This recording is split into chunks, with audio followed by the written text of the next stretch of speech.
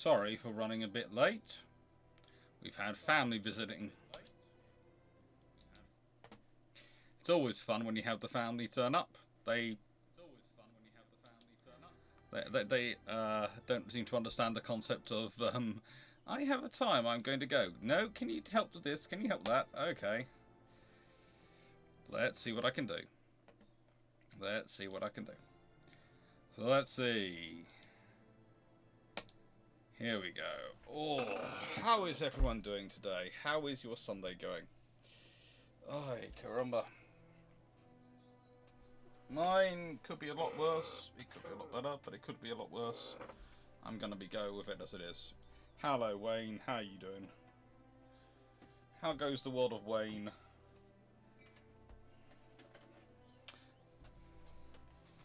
I'd like to point out I am now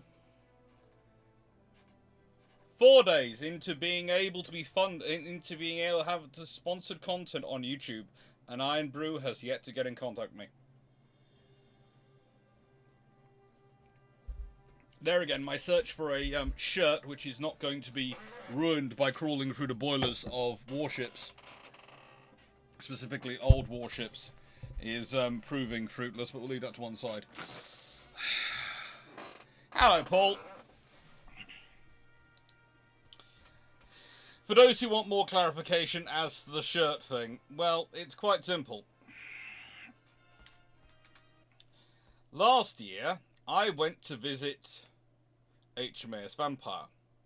And like I normally do, I managed to get a crawl through the boiler spaces and go really deep down. And the thing is, I like t-shirts with patterns on them. I make no bones of this, I like my t-shirts to have patterns on them.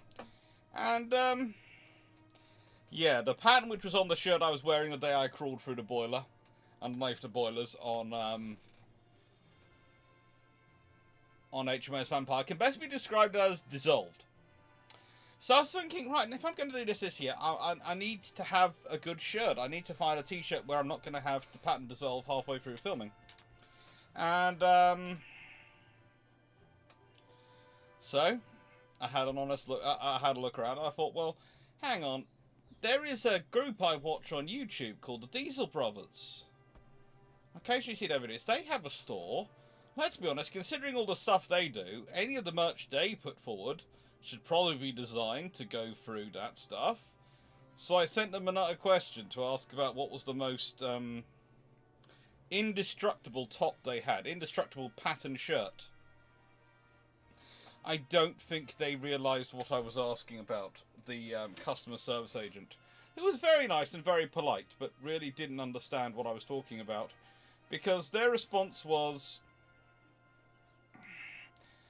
I had asked, what's your most indestructible print? And they said, there is no such thing as a distractible print. Sorry, all shirts are printed in order. There is no such thing as a distractible print. So I'm going, well, either you spelt, I think you spelt that completely wrong, because distractible does not in any way come to indestructible. So, yeah, I'm going to give up on that one. Anyway, hello Counterface. How is everyone doing? How goes your Sunday? What was I building last time I was here? Building 173 vessels. So what am I building? Some destroyers? Probably. Turret mechanisms. What's the turret mechanism that's coming through? Small gun barrels. For the 2-inch and that. That doesn't really help me. Torpedo tubes. Mark IV torpedo tubes. Torpedo size, 23-inch torpedo tubes, torpedoes. We'll do that and that, because that gives us big torpedoes, and big torpedoes could be nice to have. We don't need mines, because that's not getting us anywhere. I think I'm going to put this on engines.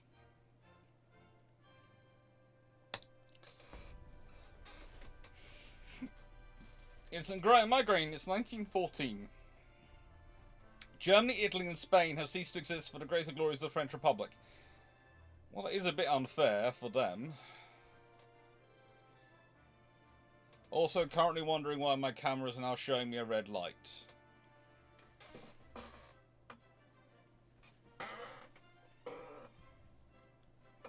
That's confusing me.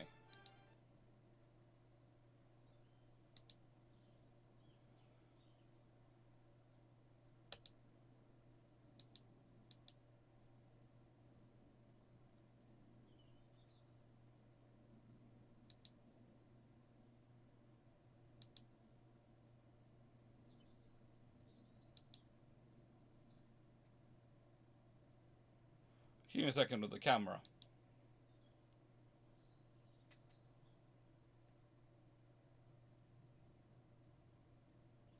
No, the camera is definitely playing up.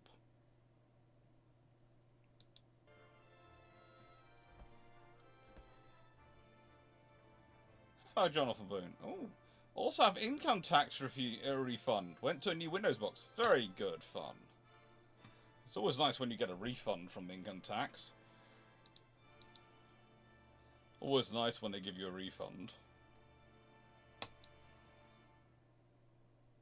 Not sure why my Ultraspot camera is currently looking at me for red light.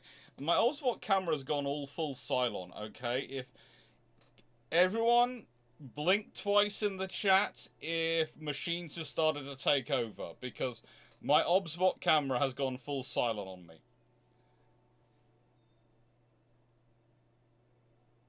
It's quite scary.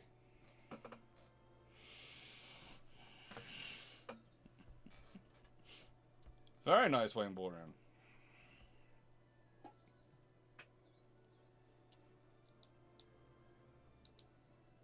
Okay, so there's invasion.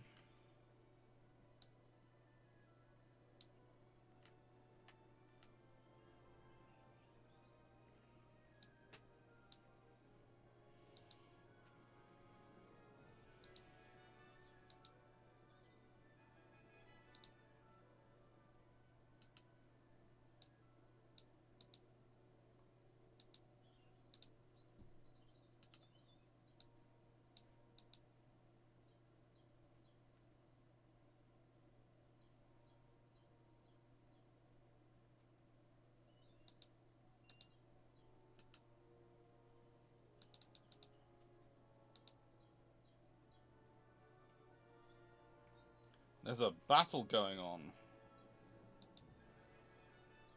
Oh, this is so not good for you guys. Oh, let's see. They are the old ones. They are my old battleships. That just... What's that armor? That's almost a 9.2-inch. That could be an interesting battle. We'll see. Tempted to test that battle out. But first I want to go check on all my invasions happening across the world. Djibouti.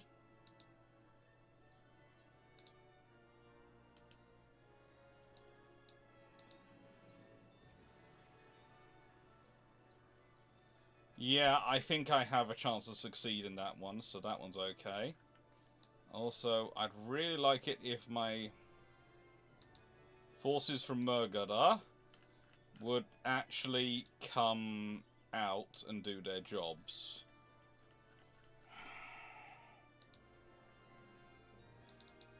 Let's got that on.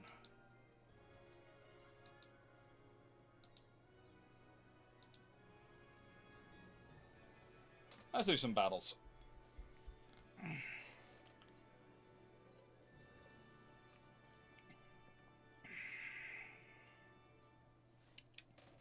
There's some blinks setting up. Okay. Yeah, machines are taking over.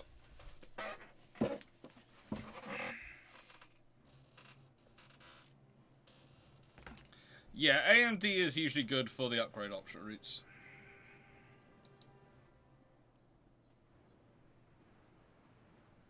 So.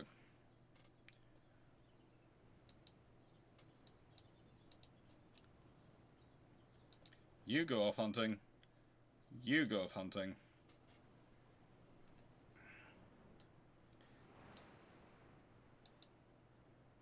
At full speed. You can do 32 knots. He can do 33.3 knots. So whilst he is getting ahead, she's getting ahead. Acorn is getting ahead.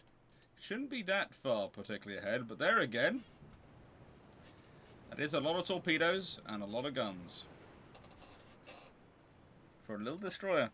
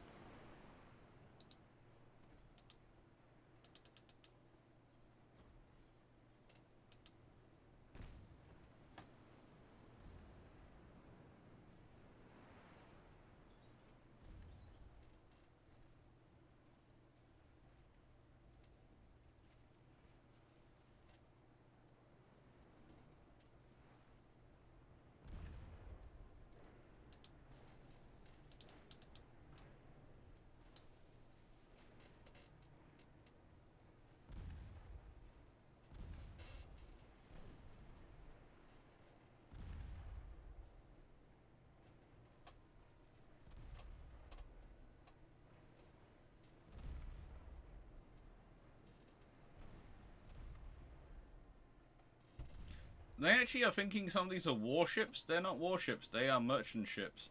They are currently being destroyed by my destroyer, let alone my cruiser, which is just getting into range.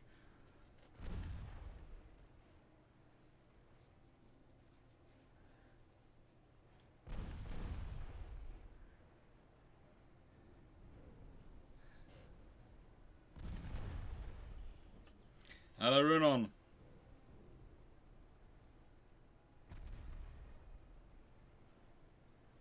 Sounds like you did a good job, Jonathan Moon.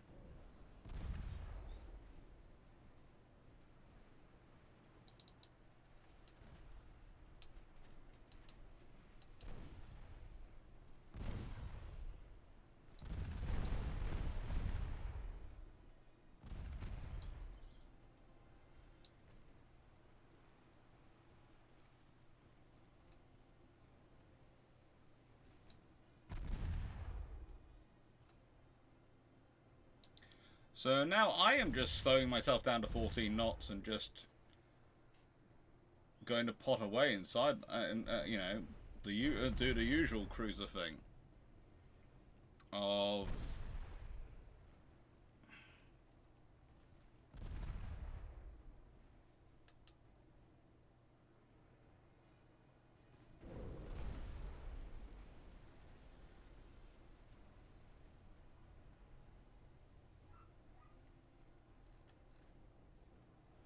Does anyone know where their warship is?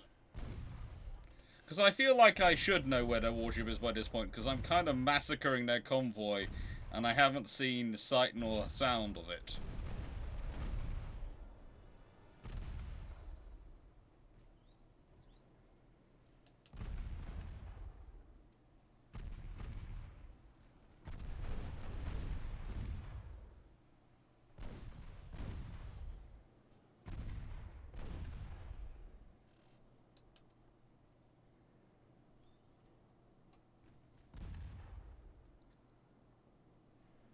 And I've got a destroyer which is basically going around doing nasty things to all them.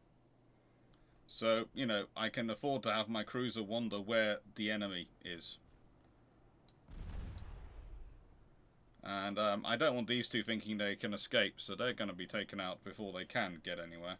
And then I'll go and deal with that one, who's also trying to make a escape.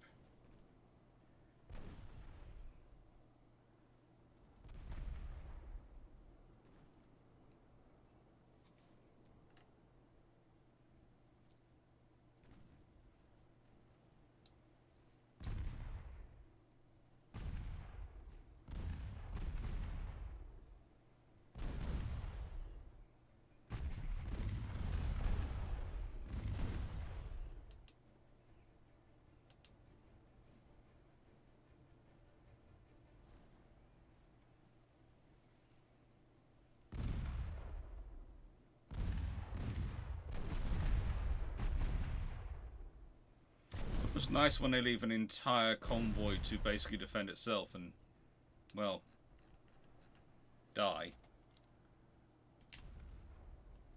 That one's flooding.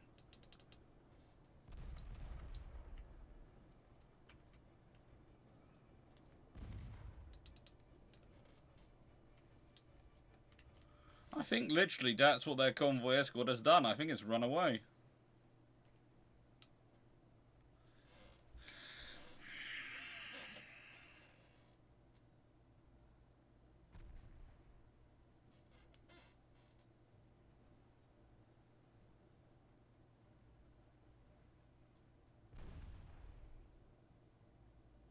Trembling Ice 3. No thank you. But thank you for the kind offer.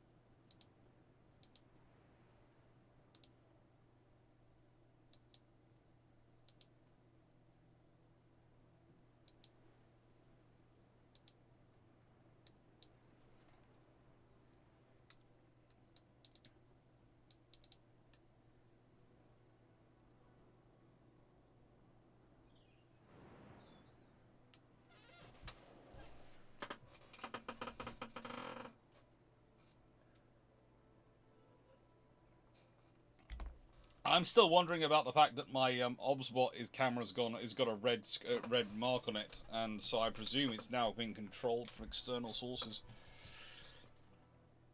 I'm presuming it has now gone full AI.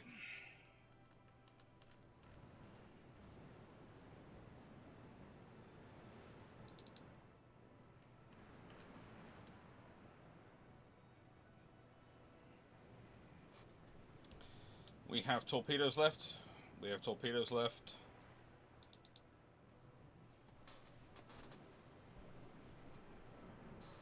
Victory should be ours.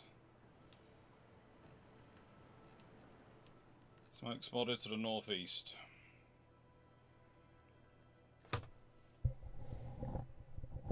Angry, sorry. I'm getting worried, Ronan. I'm getting worried.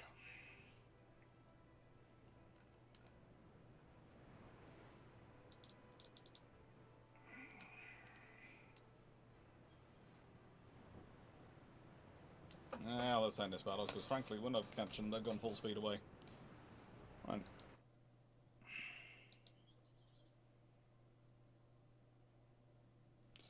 Let me just give a second.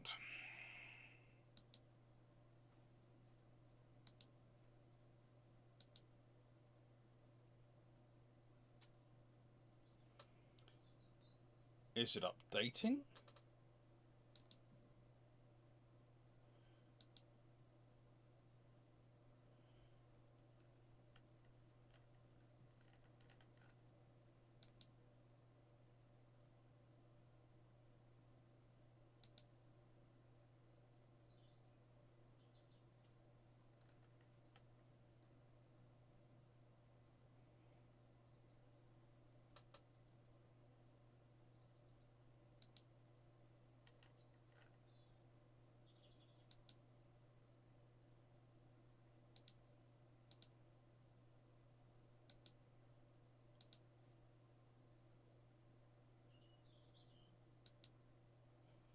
Let's see.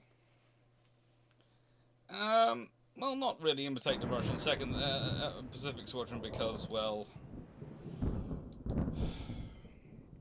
they did manage to survive. Mainly by running away. This annoys me on several levels, but leave that to one side.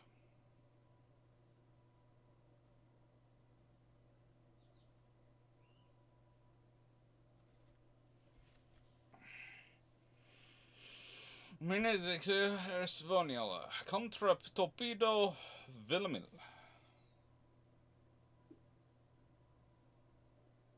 I presume destroyer. Hello, Spike.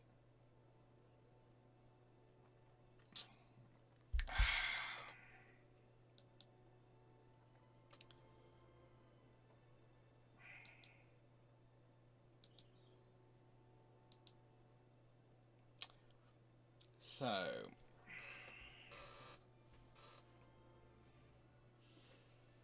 what have we got under construction?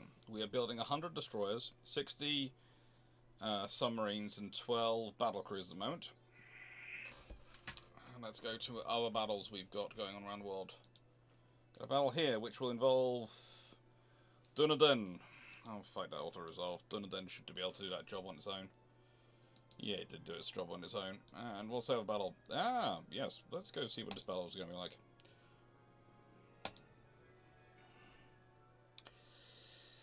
It is inconvenient when the enemy doesn't do what I want. What I want them to do is to defend their convoy against the overwhelming odds. Because unlike the Germans in World War II, my surface raiders do not have glass jaws. There are plenty of places for them to go and repair and be fixed up. So, nicest way, I can go and do the nasty fighting. That battleship should whip my... Let's see what we do here.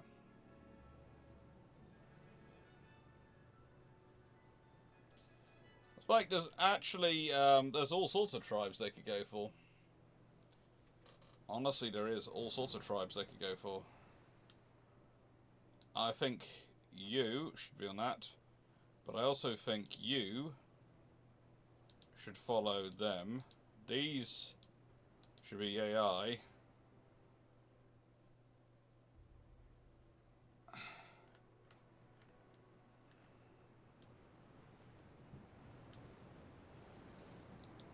And these are battlecruiser hulls, of course. So, Lord help us.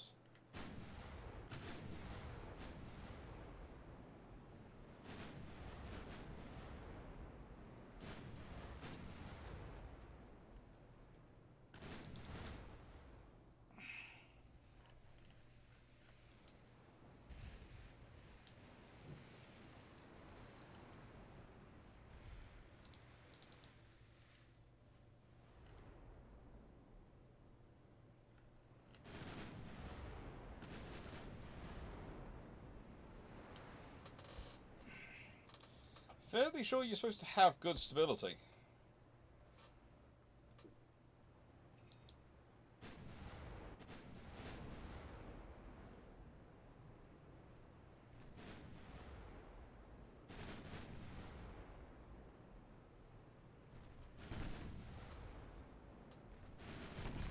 Now the thing is, if my two heavy cruisers, because let's be honest, they're armed with 9.2-inch guns, so at no point should these ships be considered in any way, shape or form battle cruisers, despite the fact I built them on battle cruiser hulls, because of the speed and profiles I wanted from them.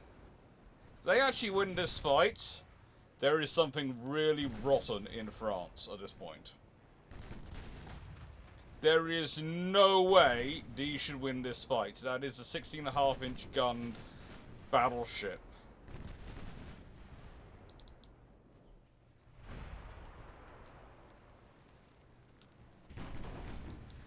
It is designed to fight my best battleships.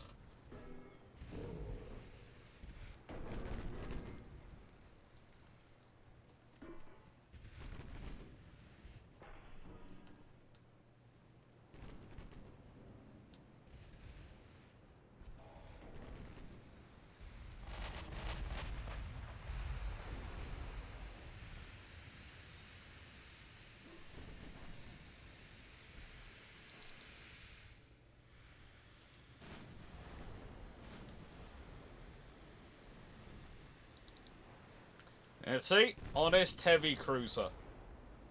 Nearly 30,000 tons, 9.2-inch guns. At no point should it be having this fight.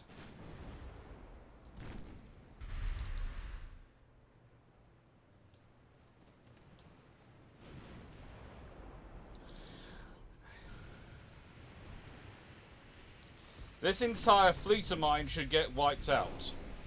Hopefully providing justification for building a whole new class of battleships. We'll leave that one side. My 9.2-inch guns range does appear to be better. And...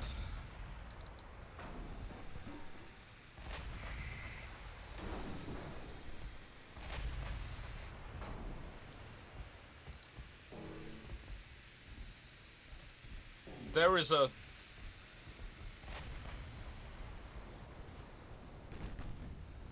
Just think of the political arguments I'm going to end up to if my 9.2-inch battle cruisers actually win this battle.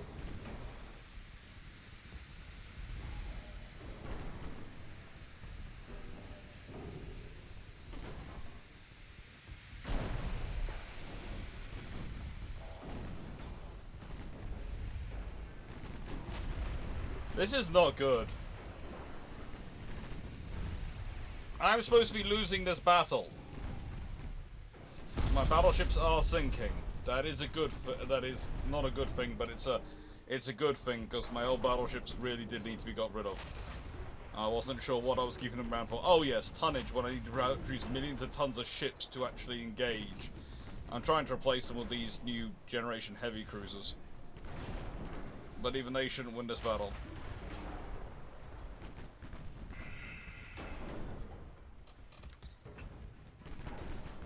This thing is a floating fortress.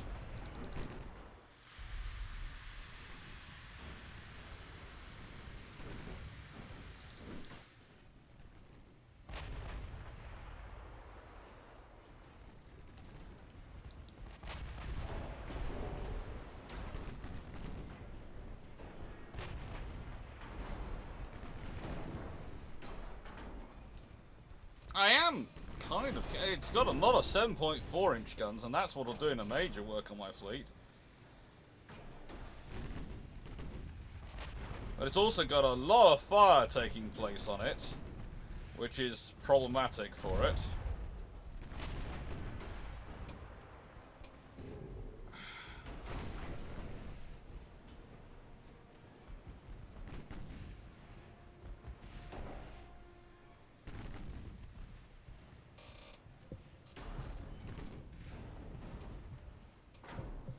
Yeah.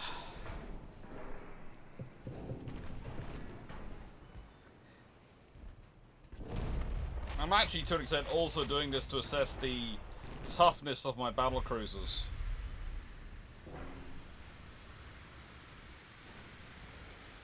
Letting this fight play out so I can assess the toughness, yes. If I had one of my modern battleships here, even one, this battle would be very, very different. This thing would be ceasing to exist about now.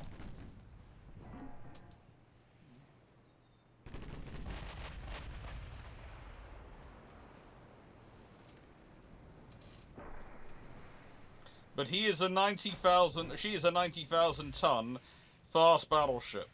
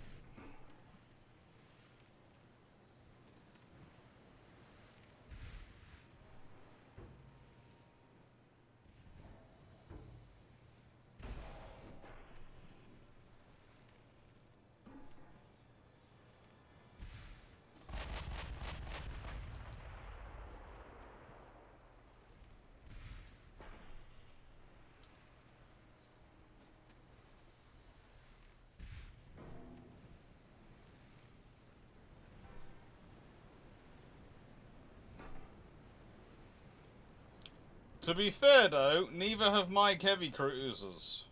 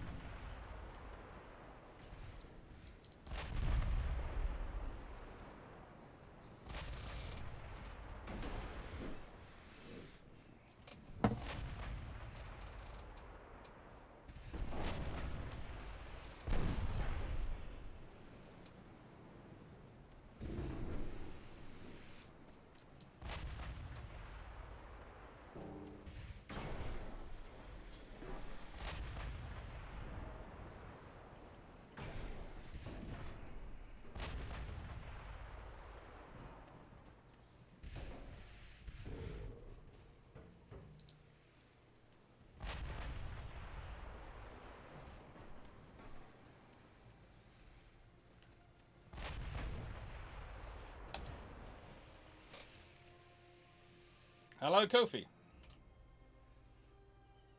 I think that's proved my point, and I'm going to consider that my battle cruisers managed to extract themselves from that battle. Because that was what I was considering doing anyway. It looked like it was turning into a slogging match, and frankly, a slogging match, the heavy cruisers should never win. But it's a battleship. Unless they get really lucky. And I am wondering if I'd armed them with 12-inch guns, whether they would have got lucky at that fight.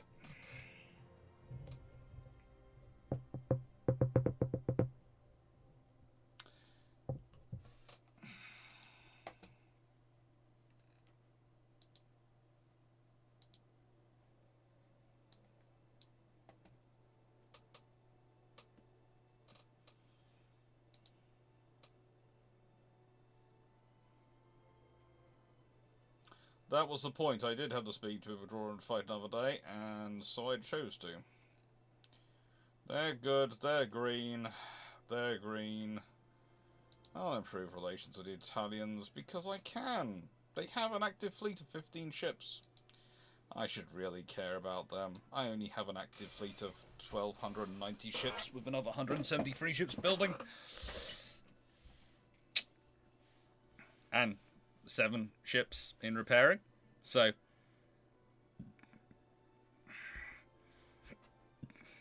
some region of let's see, 1,470 ships total.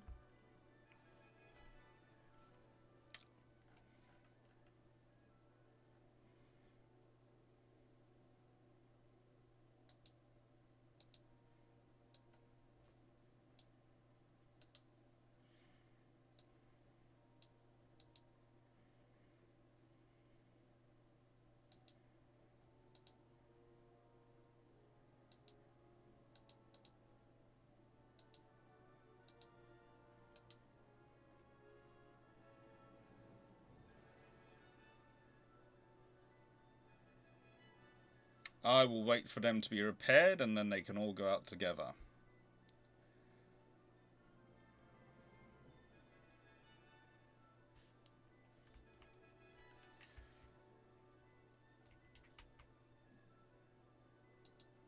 Oh, I've got some ships in Gibraltar.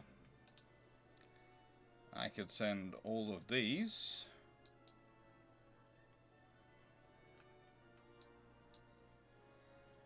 None in Malaga. In Cadiz, I have some ships. I am basically just focusing everything in on southern France because my theory is if I take that,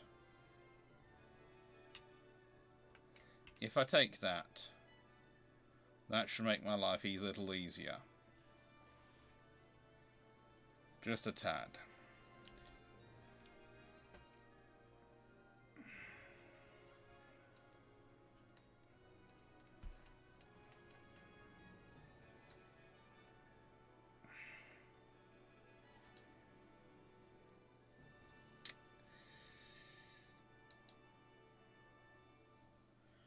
Let's see. I had some old ships here. I do need to fix up some of my old ships.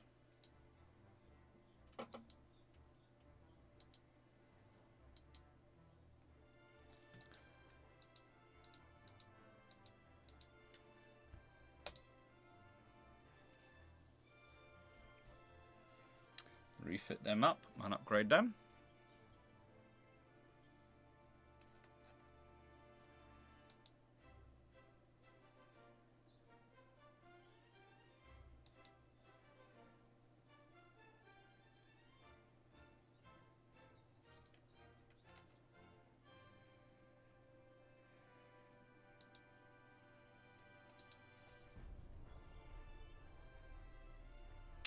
It is about balancing sometimes fighting ability with the ability to run away and preserve your forces.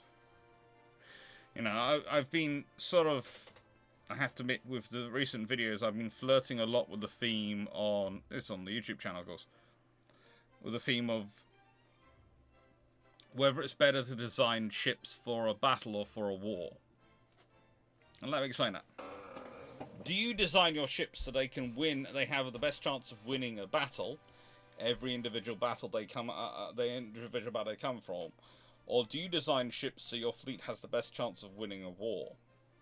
And there is a difference there, because if you're designing individually ships to win every battle, then they're going to be as capable as you can get. But if you're designing to win a war, at a certain point you're going to go, well, hang on, I've got this skill in the aggregate of all these ships. And if I'm fighting a battle, I'm going to turn up with 3 or 4 of these ships, rather than just one of them. So I don't depend on it to win the war, I depend on them as a whole to win the war.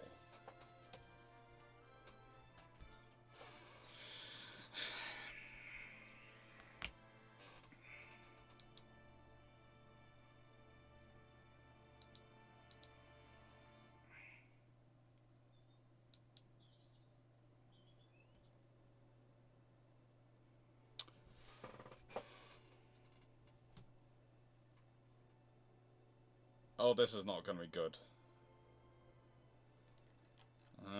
This is not going to be good for them. Let's command this battle, because I have a feeling of how I'm going to do it.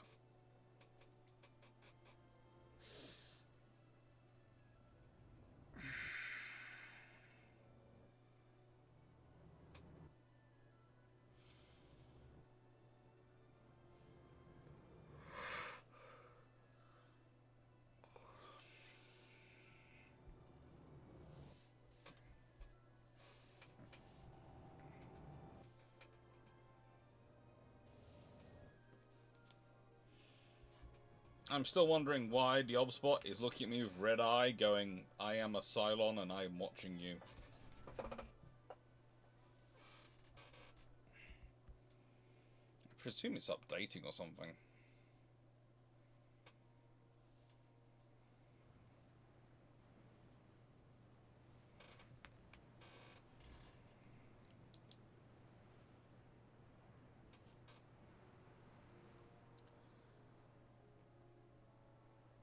Okay. Well, no, usually it has a green or a blue light.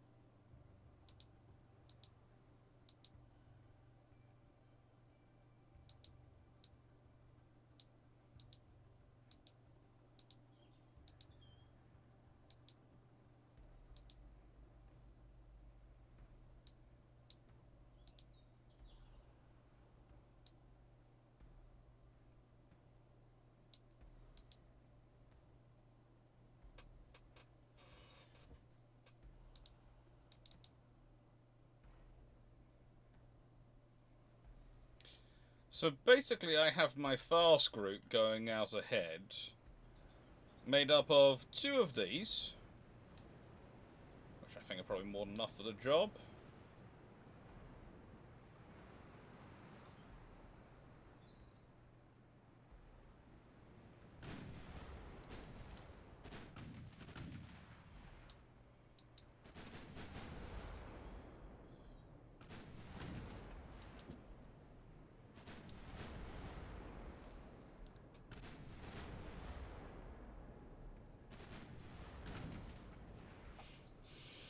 I'd say they're probably more than enough up for the job on their own, but with the Birmingham and Maori behind them, that does kind of give them a bit of power. You're feeling well, oh, that's annoying, Paul. Hello, Chaos Run. What's making you feel unwell, Paul? Oh, no, lovely. Blonded into, that's not real communism argument, even though my inciting comment made no blanket statements one way or another. Oh, good lord, real communism. Oh. Look. Here's the thing about real communism.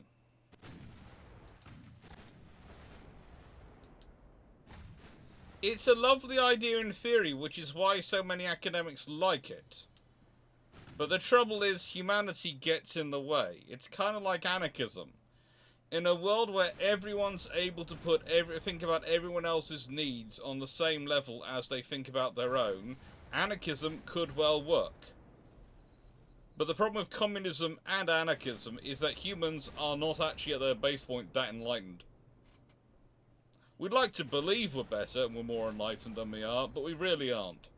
We often have to be dragged kicking and screaming to face what is reality of the world around us. So, it just ain't happening.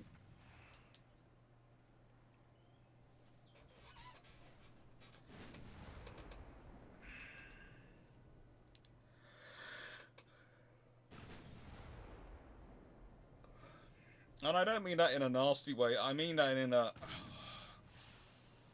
I wish... Sometimes I listen to the people who are speaking on these things and I go, I wish the world worked like that. I really do, because it'd be such a nice world.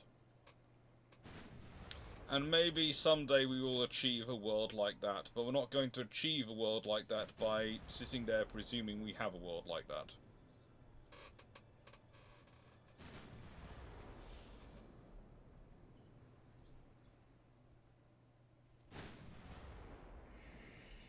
Renan, there is a case for you. You bring these things on yourself.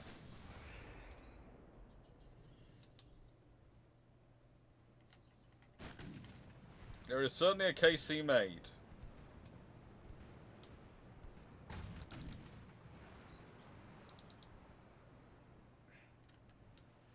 Look at Birmingham looking so just going, I have a lot of funnels. A lot of funnels. Hello, Maori. Looking, well, Maori-like. No, individual guns, not twin guns.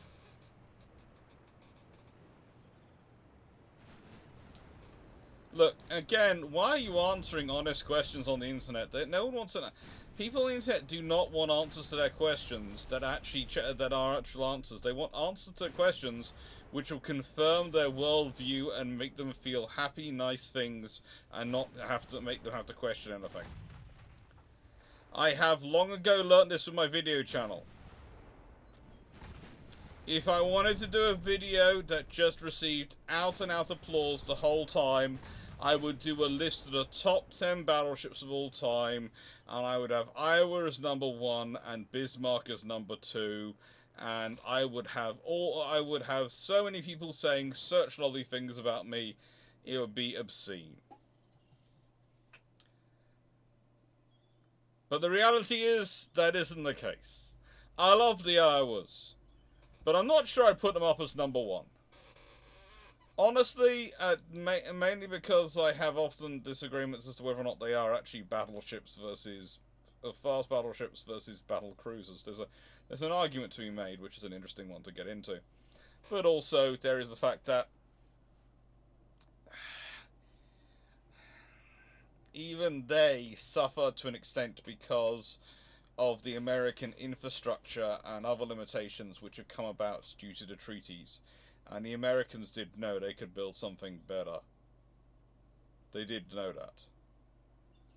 And also you have the fact that, they have 16-inch guns and the Yamatos have 18-inch guns, so there's automatically an argument of going, well, are they the best of all time? They don't have the most powerful guns of all time. They have very good guns, but they don't have the most powerful guns of all time.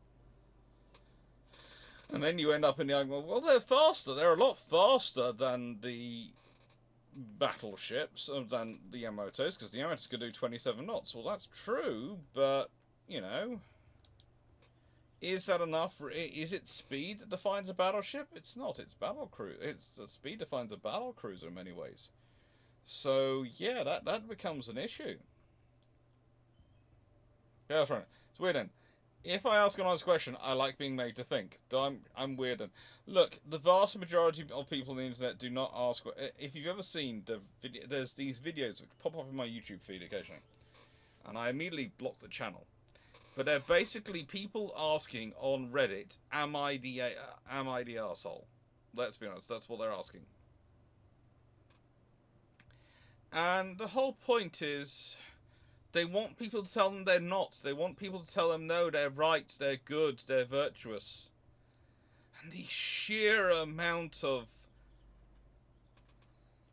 convoluted ones they go through, or the people who ring up some of the television programs and YouTube programs, which you have where people call in to say, oh, how do I deal with this crisis? And really all they're going is, tell me what I've been doing was the right thing and that I'm a good person. And they get so upset when someone tells them, no, it's not right. You've not been doing the right thing.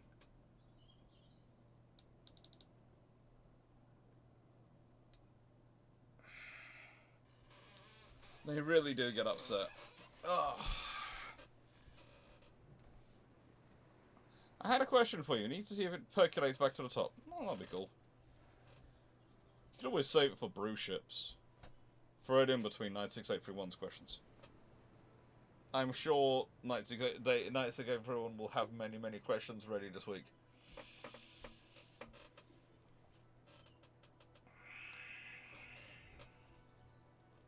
After all, Mothering Sunday.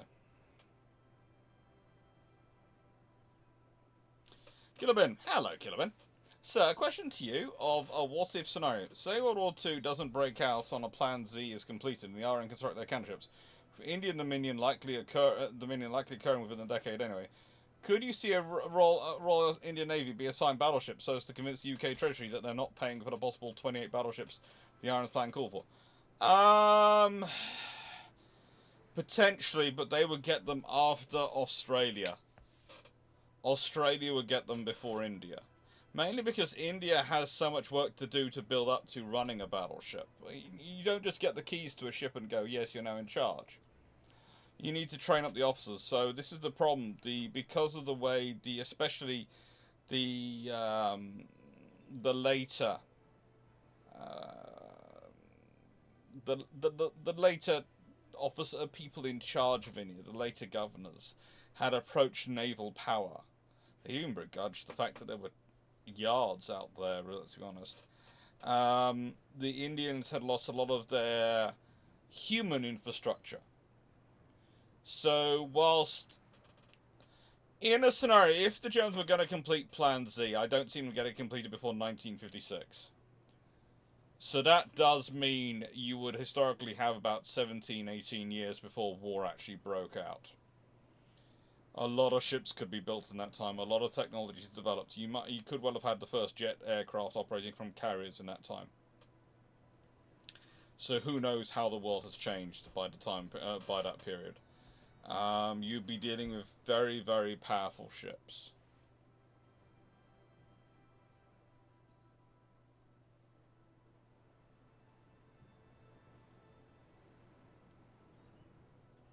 But I do think you'll have Australia first.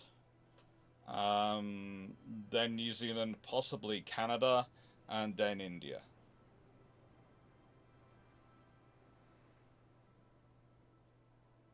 Or do we see a reverse of the NZ cruise? The UK cruise with a Royal Navy flag?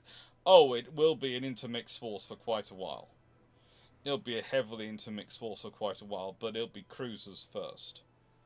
Cruisers, destroyers, and sloops first, and then it will be battleships. It'll go in that order. Cruisers first, then destroyers, then battleships. Does New Zealand have enough manpower for a battleship? Well, theoretically, if they introduce some sort of conscription, they could do it.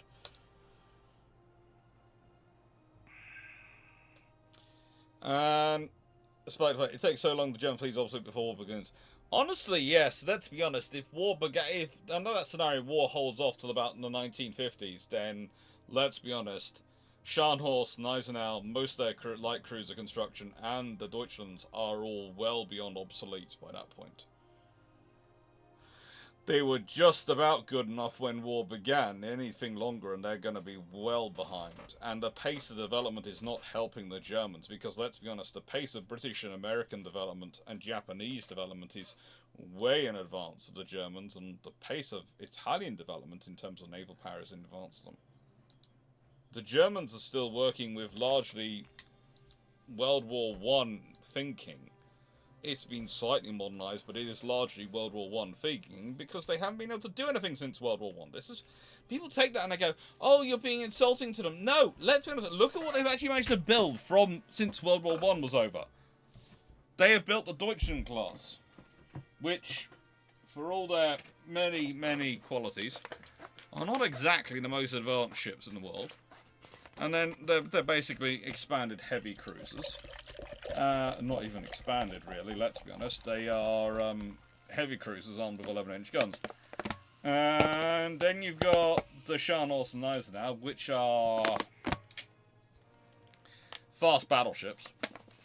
They aren't battle cruisers, they are fast battleships. Look at their armouring, their disposition, all these things. It's fast battleships. But they are only armed with 11-inch guns, because that's all they're able to build at the time. Then you got the Bismarcks, which are armed with 15-inch guns, because they haven't got anything else better at the time, because they're still pausing, and they're building 16-plus-inch guns for their next H-class. The 16-inch guns get fitted into a Norwegian battery. They don't get fitted to actual battleships. And you sit there and go, this is just the concept. Why, if you're going to go for 16-inch, why develop 15-inch? The British have a reason to. They have a load of 15-inch gun ships. Why? If you're Germany, though, and you're having to develop it from scratch, why bother with 15-inch? Go straight to 16-inch. There are so many problems in their structure. So much like Bismarck features warned over from the Bayern class. That's being rude to the Bayern class in some ways. But yes, it is a case of, well, let's be honest.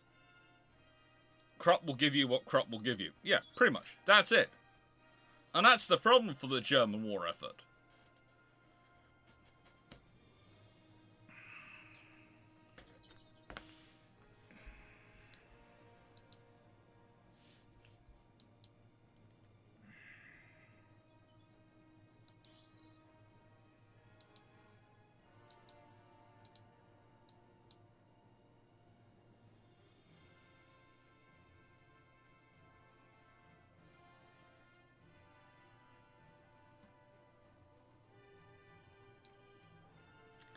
I think I have enough submarines defending my home territories. I'm just saying, the only places there aren't thick minefields are places where, frankly, if you try landing in this area to march down here, you're going to have fun. The humans will deal with whatever survives the midges.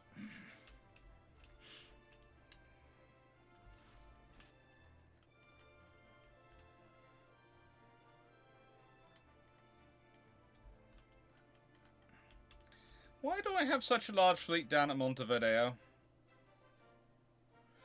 Does anyone remember why I had such a large fleet down at Montevideo? I don't remember why I had such a large fleet down at Montevideo. I'm sure I had a reason at the time. Was I conquering Montevideo? Well, I have conquered it, so presumably I was.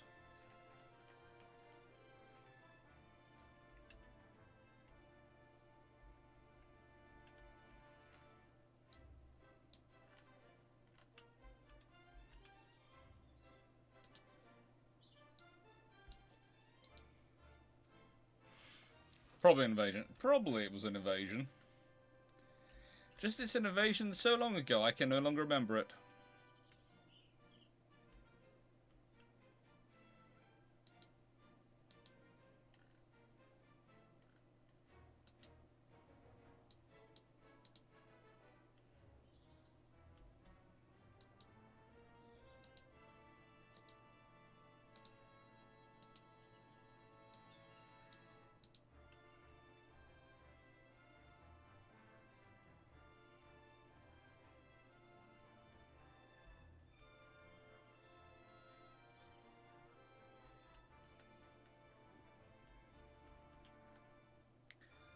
I'm sure I have a fleet wandering around this area at some point doing something.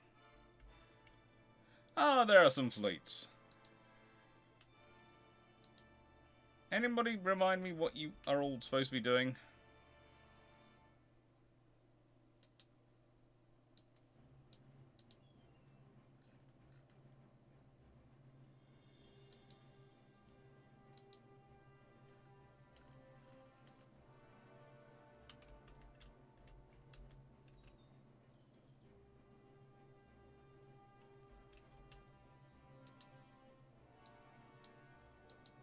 Yeah.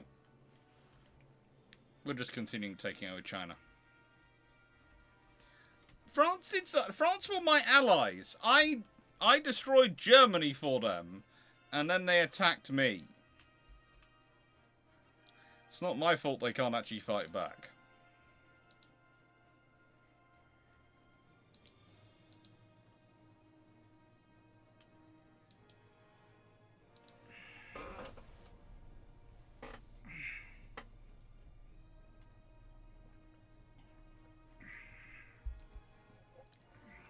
Plus, going over 15-inch will freak the Allies too soon. At least on paper, they're seen as equals to Rishis and prospective Angars. Well, yes or no. Okay. You could say that going to above 15-inch to 16-inch too soon, but the British have got 16-inch battleships. They've got Nelson and Rodney. You can try and make this argument, but honestly, building battleships of any kind are going to freak the French out. And the Germans have agreed, don't start them until after the Anglo-German Naval Agreement. So Britain hasn't said they're limited to 15-inch guns, so they could build 16-inch and not have any problems. So honestly, the only problem they're likely to face is the British government going, oh, frigate, we're trying to put 14-inch guns on our King George V's and they're going for 16-inch. Okay.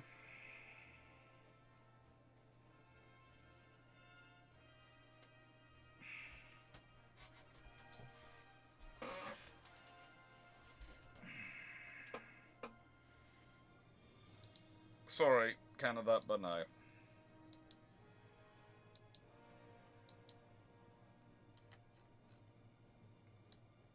France is gaining control of something. Lucky them. So, whilst I can understand the point you're making, that's kind of like a case of going, well, you know, in that scenario, why are they not going 14-inch? Because that's the same size the British are building their battleship guns. Or why aren't they going 13.5-inch? Because that's got the Dunkirks had. You know, it's one of those scenarios whereby, yeah, it sounds okay, until you think it through and go, actually no, the 15-inch still doesn't make sense. Because the limit is 16-inch.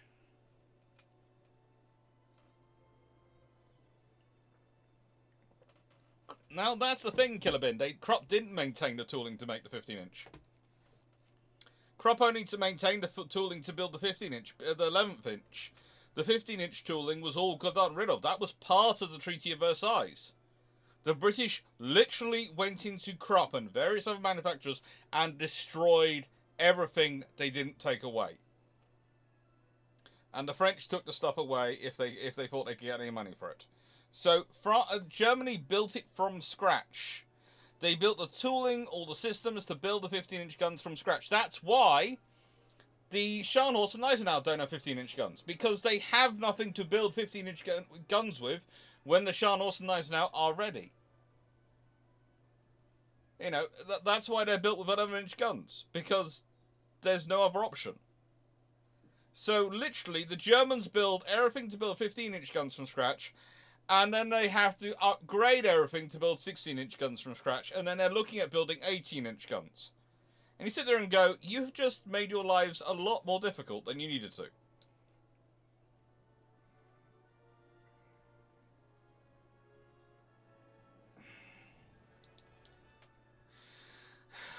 But there again, that's the whole thing of Nazi Germany. They're always making their life more difficult than it needs to be.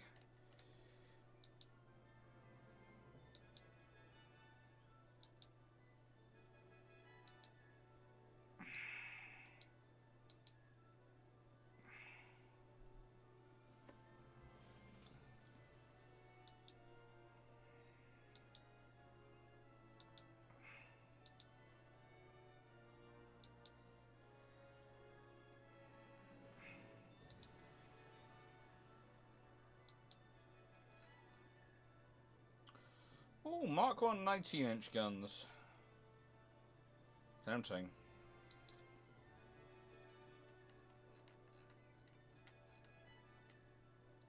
Mark 5 detonators. They will make my top own damage goes up. That's useful.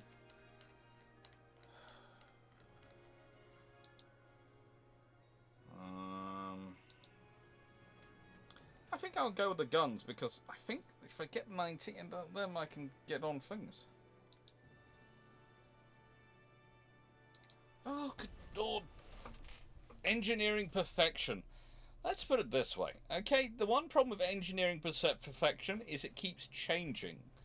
Because we keep developing better metallurgy. We keep developing better systems, better approaches.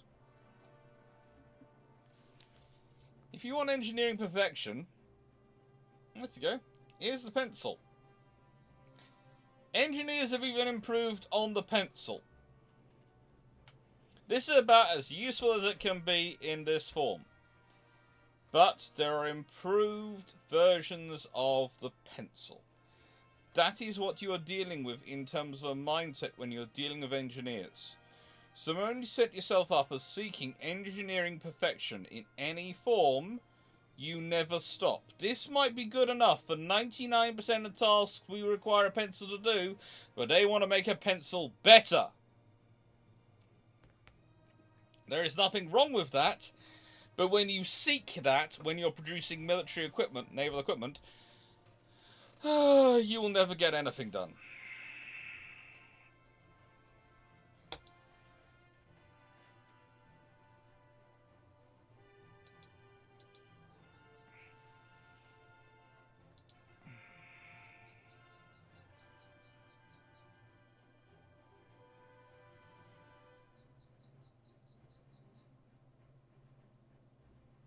This is not a good battle for them. This is a really bad battle for them. Oh, this is an atrocious battle for them. 16.5-inch guns, 16.5-inch guns, 16.5-inch guns, 16.5-inch guns, 16.5-inch guns. Oh, good lord, these have 16.5-inch guns. Oh, this is just not fair. Let's fight this battle, but this is a battle which I'm going to apologize about now.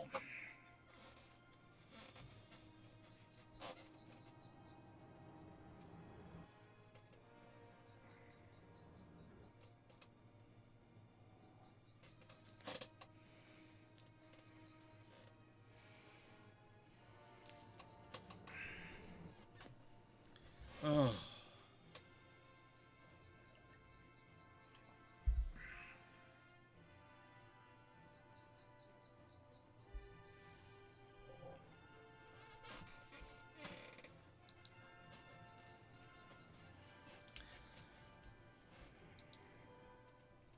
So let's pause.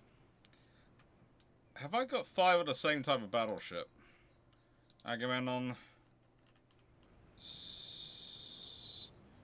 They're armed with 9 guns each. They're armed with 16 guns. 9 guns. 16 guns.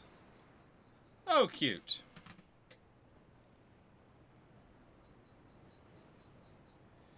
Look.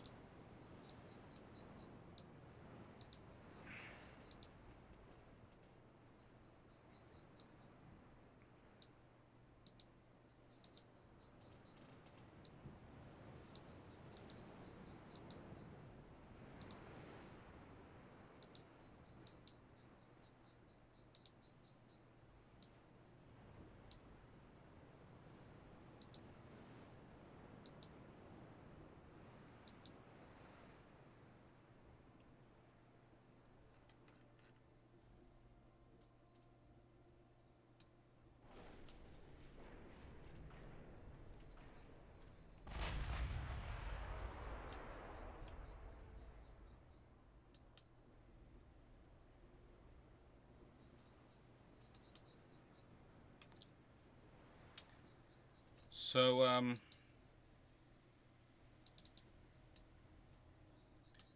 let's see. That's 16 guns, isn't it? So we have 3 with 16 guns and 2 with 9 guns. So we have 48 plus 18 guns. So 66 16.5-inch guns.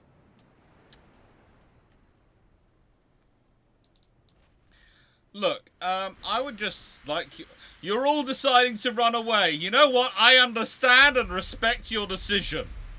Frankly, if I saw that coming towards me, I would agree Armageddon had arrived.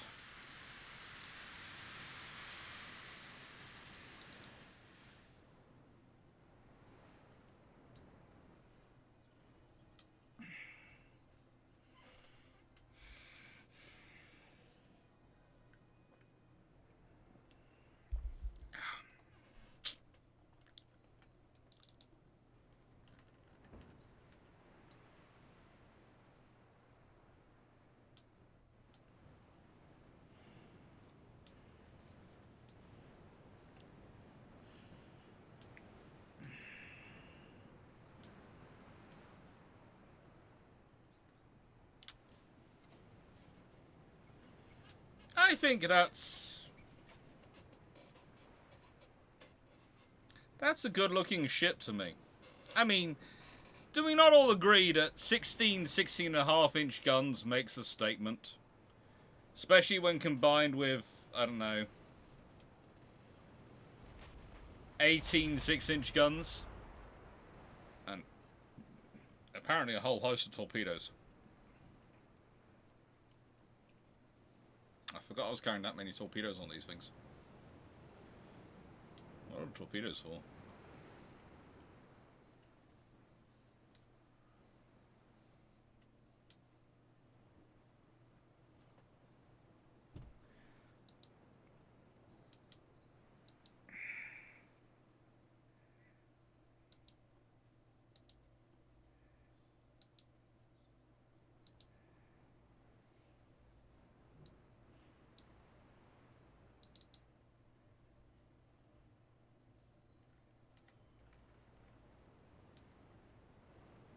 You keep pace with them and tell us what you spot.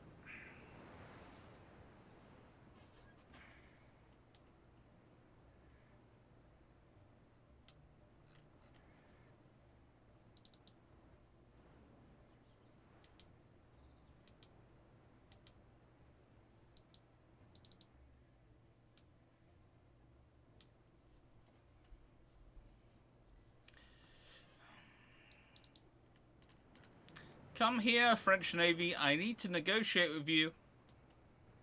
I feel I need to have a conversation. That is all I want, a conversation. Just a nice conversation. That's all I want, a nice conversation. All I want. A nice discussion about the world. How it could be, how it is.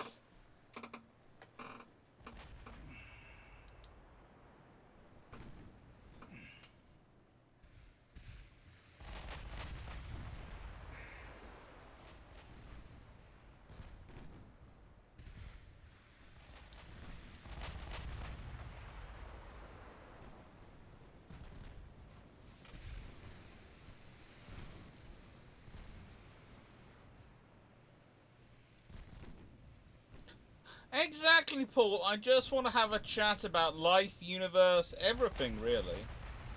I want to discuss it all with them. To really get their opinions on things. To really understand what they feel. How they believe the world should and does work.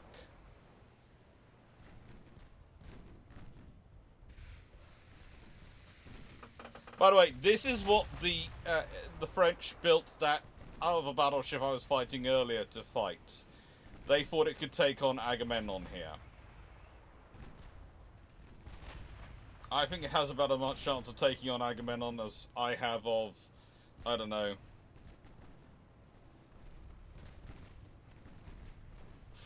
winning at the London Marathon.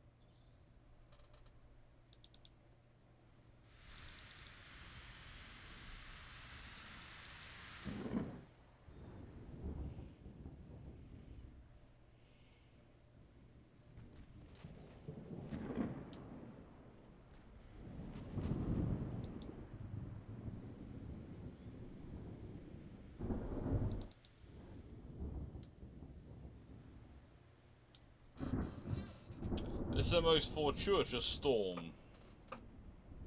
Really it is for the French Navy. It's probably what will save them in the end.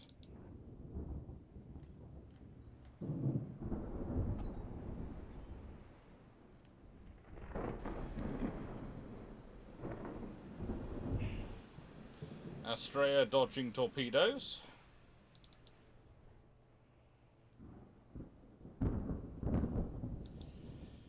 Yeah, I don't fancy like running into French torpedoes. Ah, Craddock.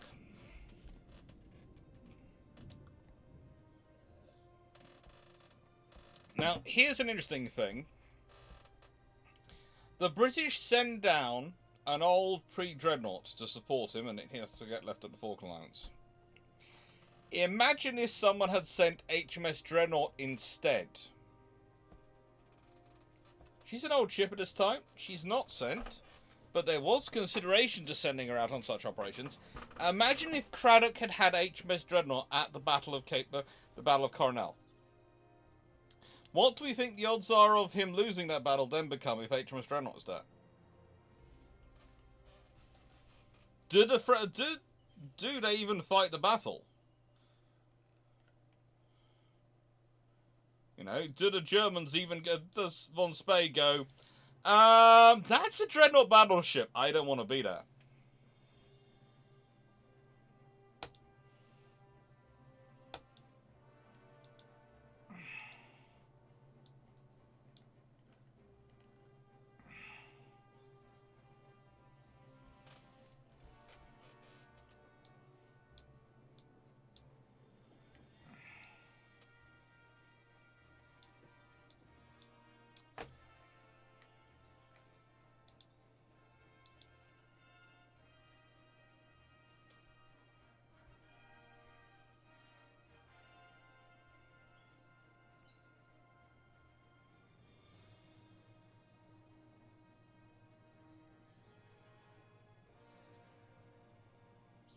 But he can't outrun Dreadnoughts in his armor cruisers, so he's stopped it either way. That is honestly a problem for him.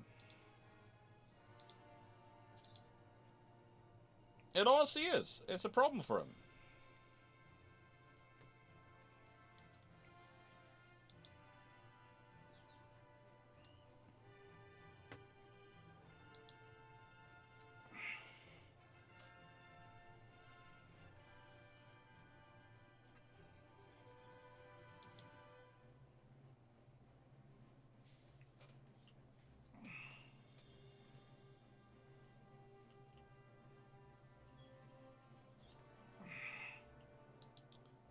let's see what happens.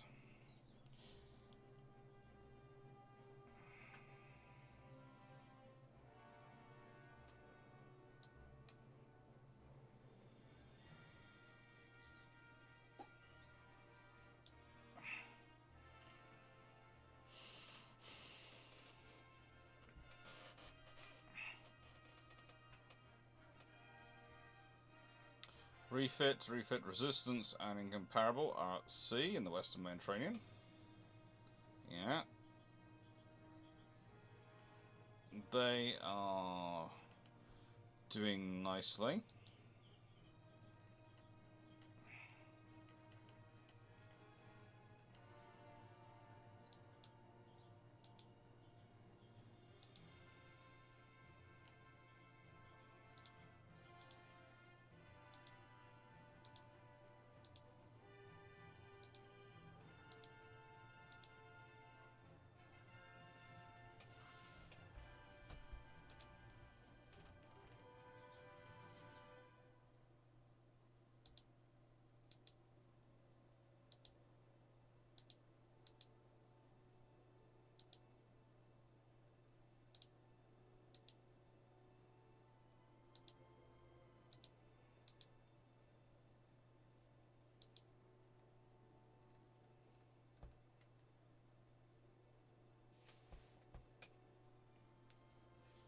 Mm-hmm.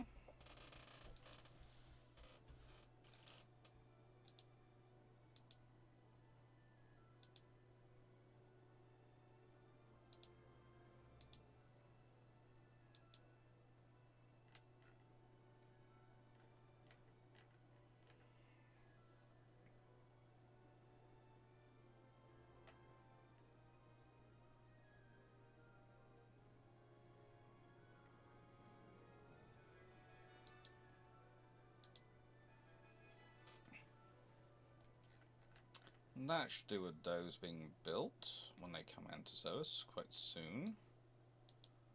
What else should we do? Yeah, you can see port size now, which does make life a little bit easier. There have been some updates which have made things a little bit easier.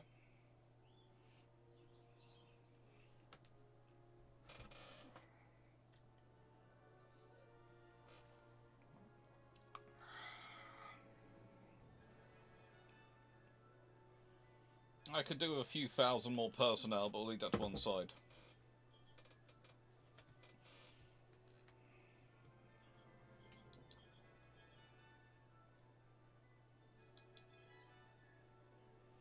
I'm going to wait till I've finished all my current construction before I do design my next generation battleship.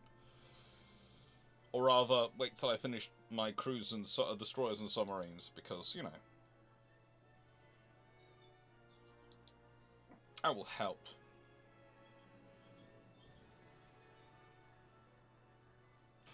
And let's be honest, my submarines are slowly turning certain areas of the world into absolute no-go areas.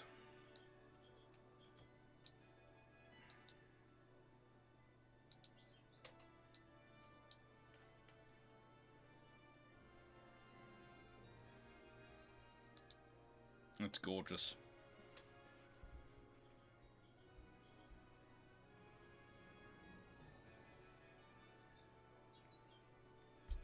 I might do. Let's put it this way: there are going to be some Friday night streams starting up again at a certain point. The thing is, the reason they haven't been done recently is because getting everything sorted out at home. But you have to remember, at a certain point, I'm going to have roughly 2 months of running the building development in the new property and getting everything set up in the new house. And I'm going to be down there on my own. So the moment the builders go in the evening until they turn up again the following morning, I'm either going to be painting or I'm going to be on the computer or working. So, you know, there'll probably be a lot of stuff done in that period.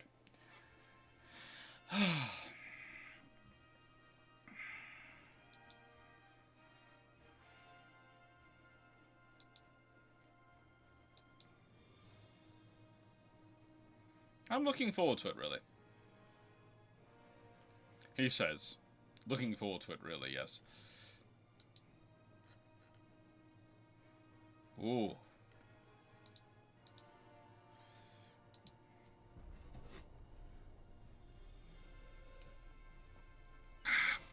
Need one last set of lawyers to sign off on everything, and they're actually one of our sets.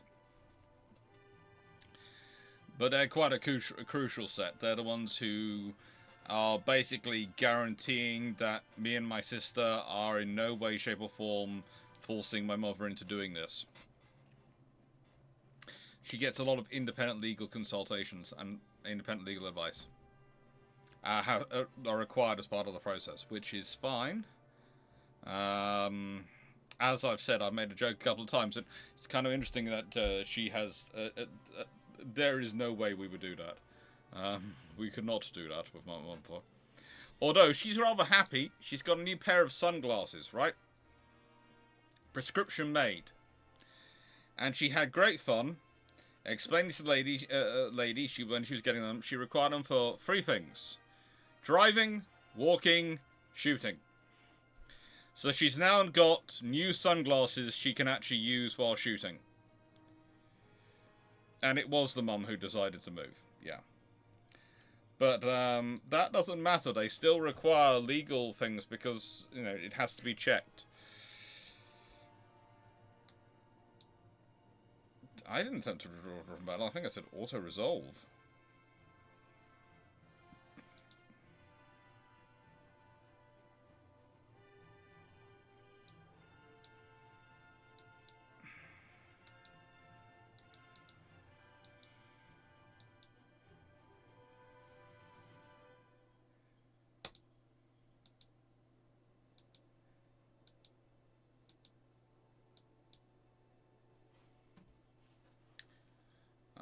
Well, for starters,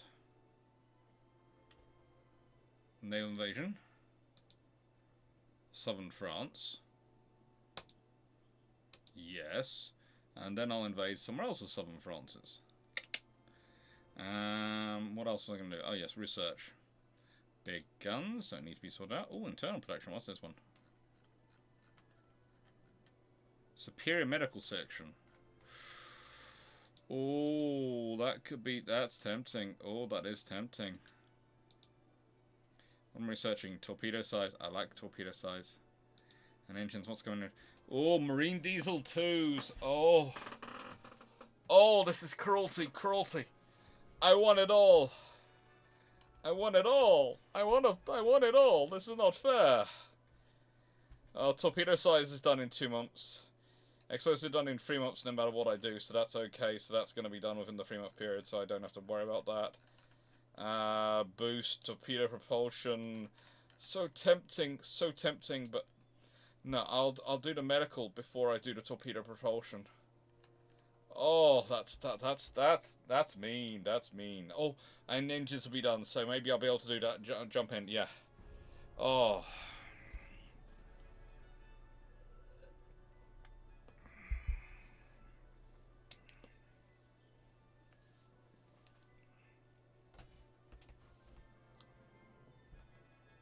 Gentlemen, I would like to move myself. My finances are approved, but the bank won't let me. My net rent is plenty, which, when converted into the mortgage, but the bank won't let me, saying I can't do it.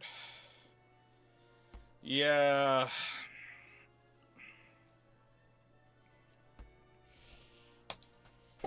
That's the joy of the world.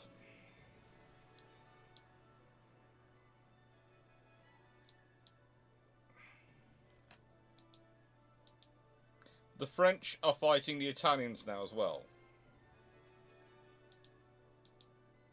That's not necessarily sensible. Durban, Cameron sunk. The victory.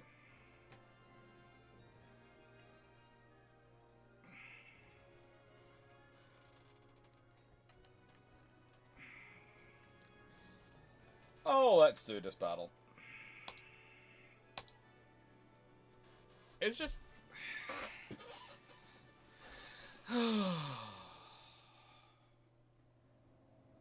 I know, before I get started this afternoon, before we start brew ships, I will send off emails to all our lawyers to make sure they're talking with each other. and know what each other is doing. I will have set up the patron suggestions. I think that needs to go live. Or is it the patron vote? Might be the patron vote. I think it could be the patron vote. I think I've already set the suggestions live. I think I'm a week late with the patron vote. But we'll leave that on one side. And, yeah. It's all fun. It's all fun.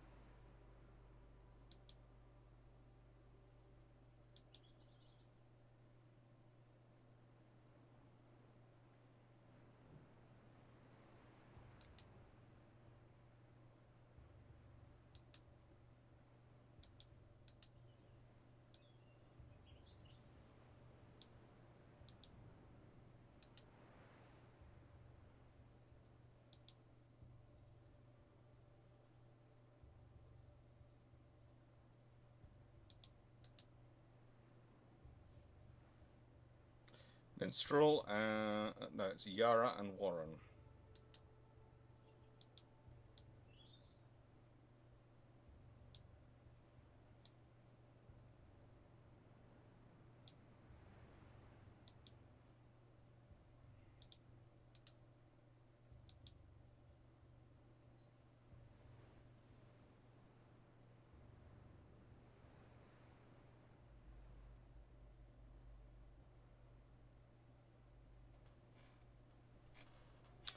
I move Tilbury and Bear up to that one.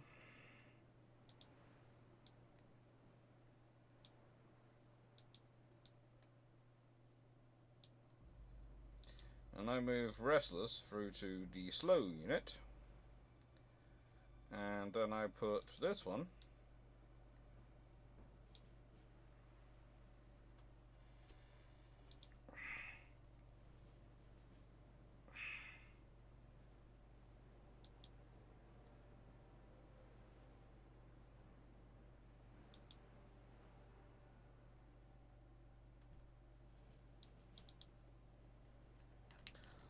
New Zealand, you are a plucky, plucky ship. I forgot you were here, but you are, of course, HMS New Zealand, so goodness knows you'll probably turn out to be the luckiest ship of the fleet.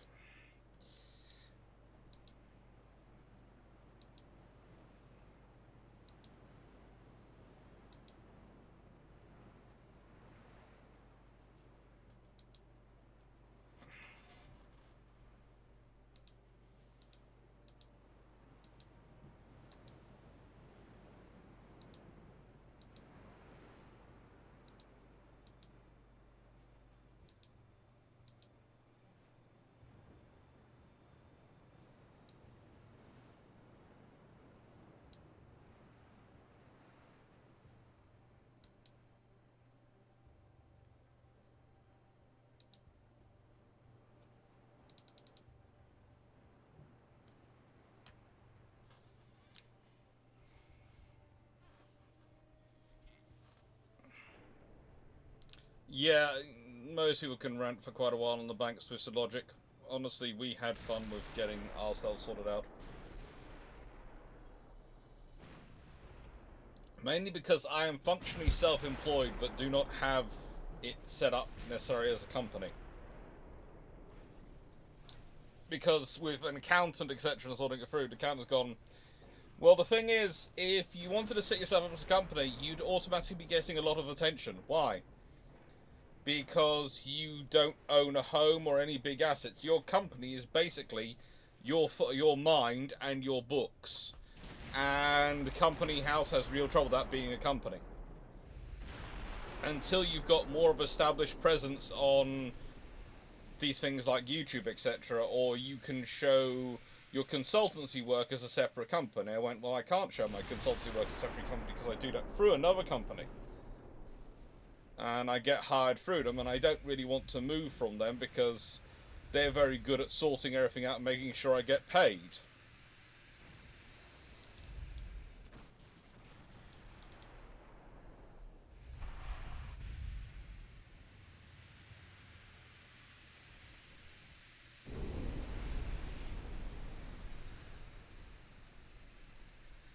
Thing is, I could lose a single destroyer, but there are so many destroyers coming after them, that's not really going to be a victory for you.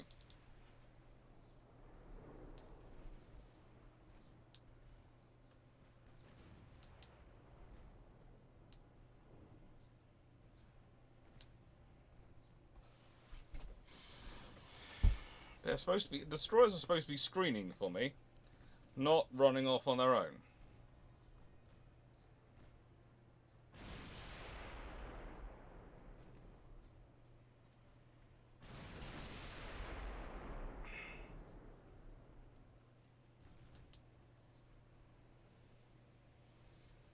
But we'll leave the destroyers doing what destroyers do. And apparently our battleships and battle cruisers will try and engage enemy destroyers with main battery while using their secondaries to slog it out between them. Okay, this game is a bit weird today.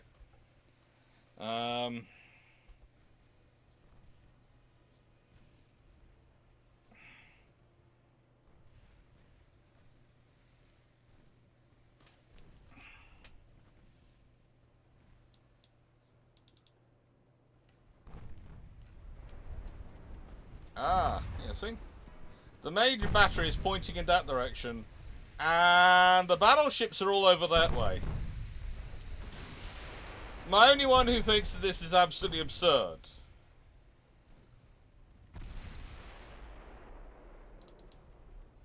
There again.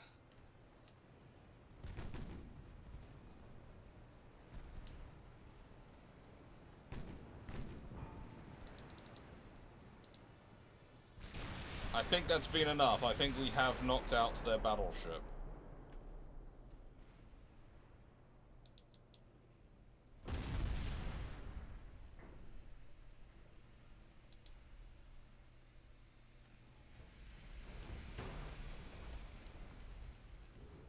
I think it's been my destroyer melee which have been doing the job, which, although I'm honestly not sure how they're doing it, but you know, they're doing okay. The battleships and cruisers are over here, doing whatever my battleships and cruisers ever do. Basically bombarding from long range and going, why can't you fire back at us? Oh, you have short guns! We are sorry! Basically, their ships all have SGS, short gun syndrome. It's a very serious complication in artillery primaries battle warships. It's only curable by a modernization with a decent long gun, but that can be very difficult to arrange, as it first requires you have to admit you have a problem, and more importantly you have to get politicians to admit they have a problem before politicians then have to find the money to fix the problem. These are things which politicians often find incredibly difficult to do. Because, let's be honest, admitting there's a problem is something that they find very difficult to do. Finding money to pay for stuff is something they find even more difficult to do. And then you want them to do both. It's just, you are asking a virtually impossible task. But small gun syndrome, it is lethal for warships in this period, and we must be very sorry for those nations who suffered from it.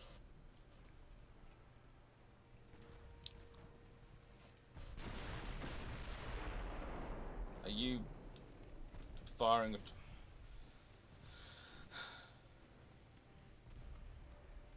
Okay. I'm just going to cut in behind your torpedo there.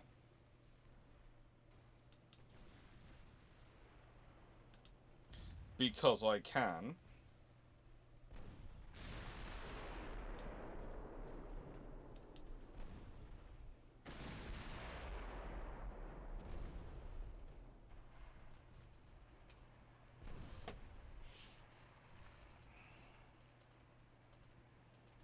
I think I'm actually sicking you guys, your heavy cruiser, my 6-inch guns. I'm not sure. So I'm trying to make a statement to the world. Is 94,000 tons with 20 15-inch guns in 5 quads enough? That's certainly a statement of something. I'm sure it's not a compensation for anything. It certainly is a statement of something, though.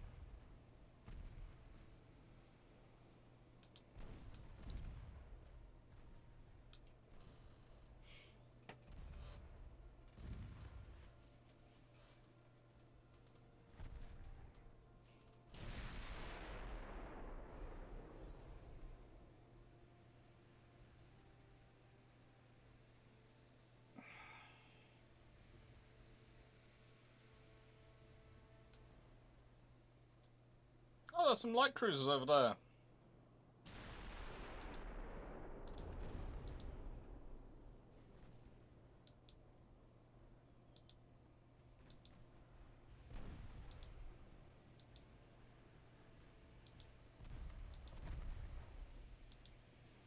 Go happy hunting, all of you.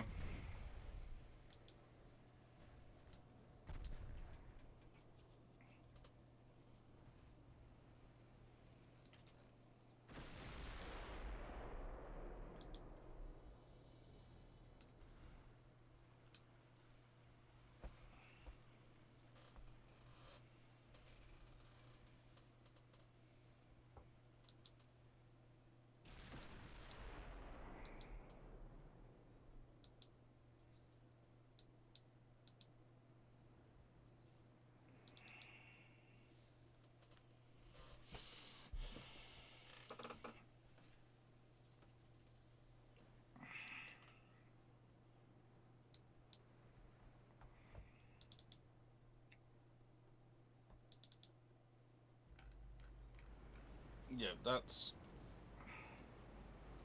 now well below the water. And if it is still burning at that depth, we have to worry about them. Mainly for the poor souls involved. Hello! I hear you would like to get out of this area.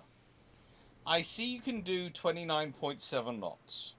I am sorry to inform you I do not think that will be enough. I'm fairly certain there's at least one pack of hooligans who can catch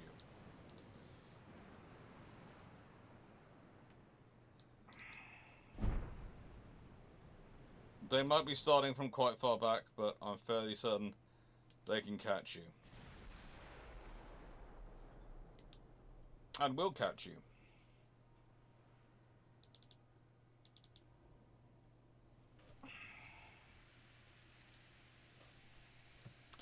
It's light cruiser time, and the light cruisers are not happy. They shouldn't be happy.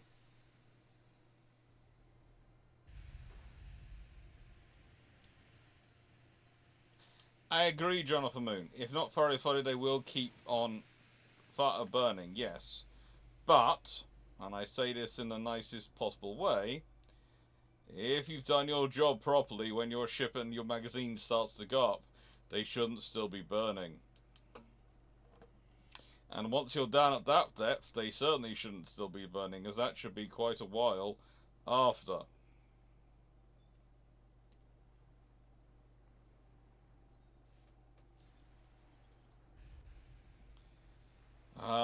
Run, my little chickadees, run.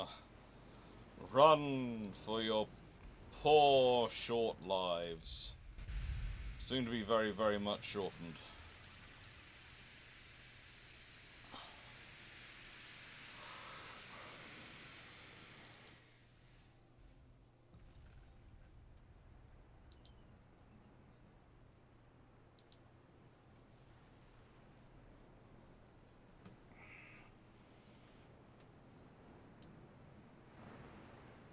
So they're going roughly 4 knots faster than they are. And, they're trying their best to get away.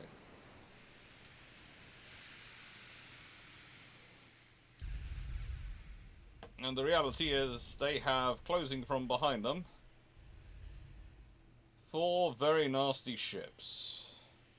And they've now gone into smoke, which is not going to help them one jot. Not going to help them one jot. Oh. I almost feel cruel. Almost. Don't quite feel cruel. They are, after all, electrons. And they are, even worse, they are French electrons of a France which decided to stab me in the back, and when I was their ally, attack on them.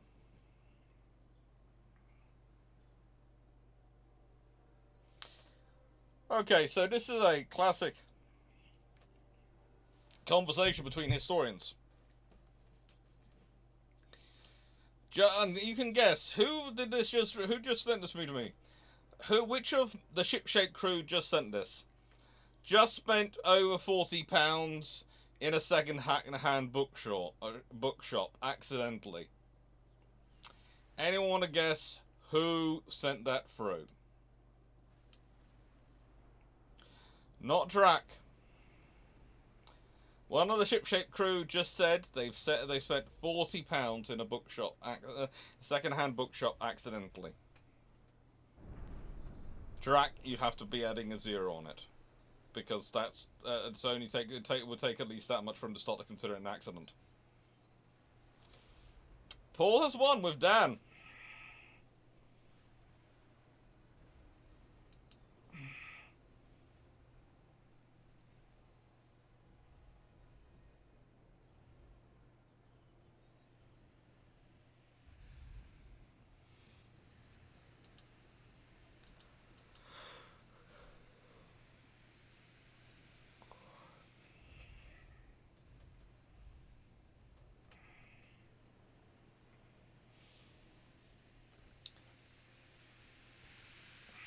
This is why we tell him he shouldn't go out alone. At least not with his wallet.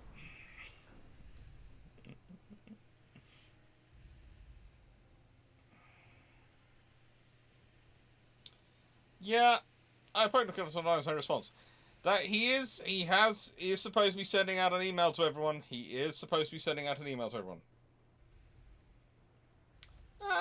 Jamie asleep. Let's see. It's 4 o'clock in the afternoon. He's roughly 8 hours behind, so actually he's probably waking up. Or is that 8 hours ahead? I guess he might well be asleep.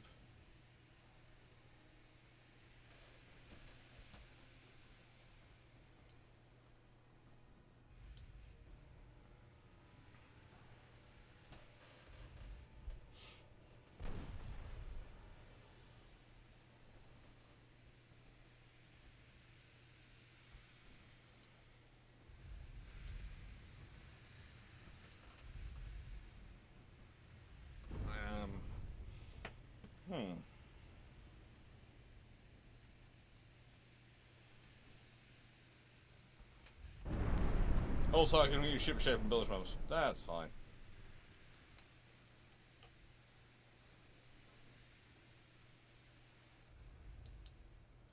Honestly, I sometimes confuse the two.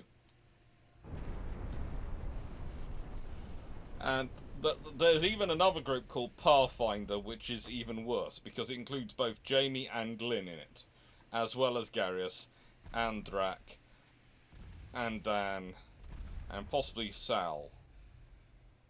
And Pathfinder is our occasional attempts at playing something akin to D&D, okay?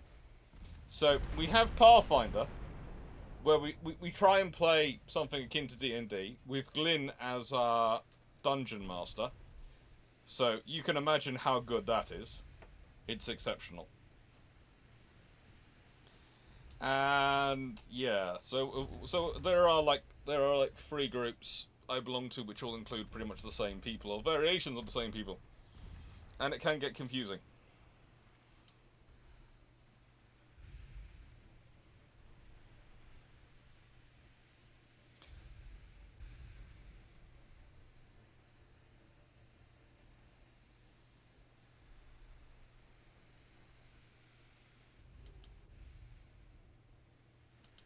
The really problematic thing for this gentleman, this lovely captain, and his ship, where does he take her? He either has to go and try and fight his way through 4 light cruisers, which case he can't, a gaggle of destroyers and battleships, in which case he can't, or there's D ships coming up behind him. He's penned in.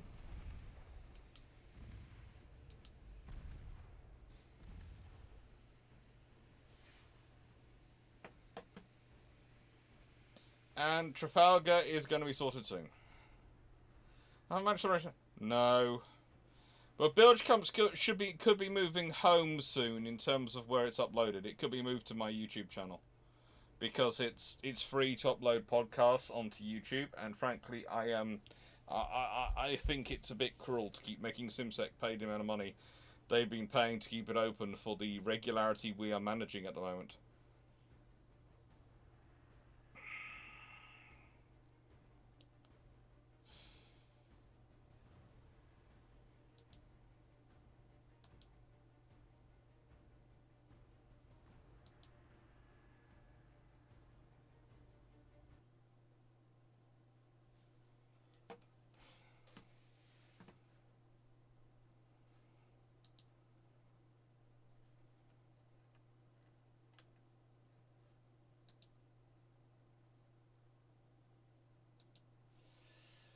That's all going fun.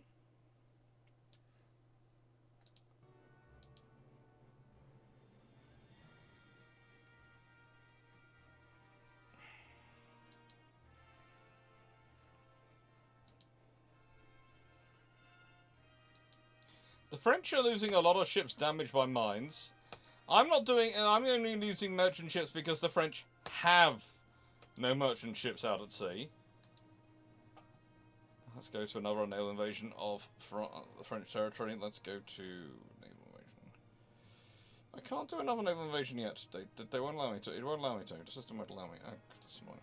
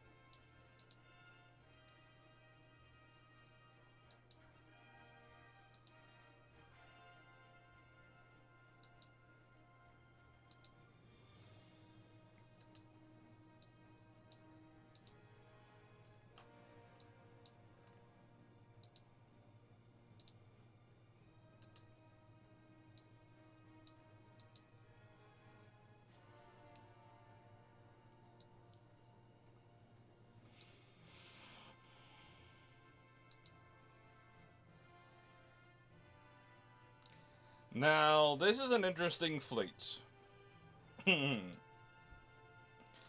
Definitely an interesting fleet. Oh, almost done.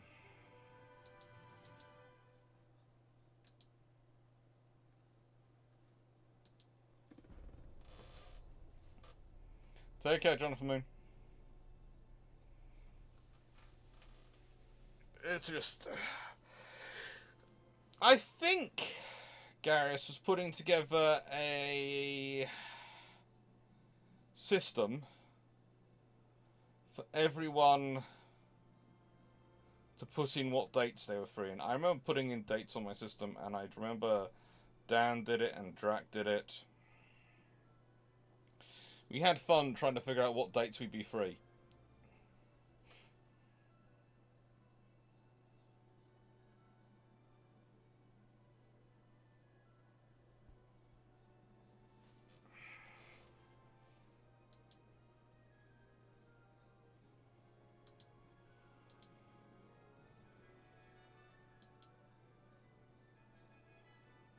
And I got an 18,000-ton heavy cruiser.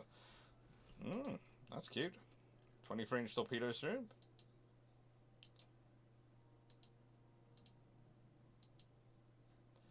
Let's go and check my research and check the research budgets are focusing on the right things. I don't need torpedo size at the moment.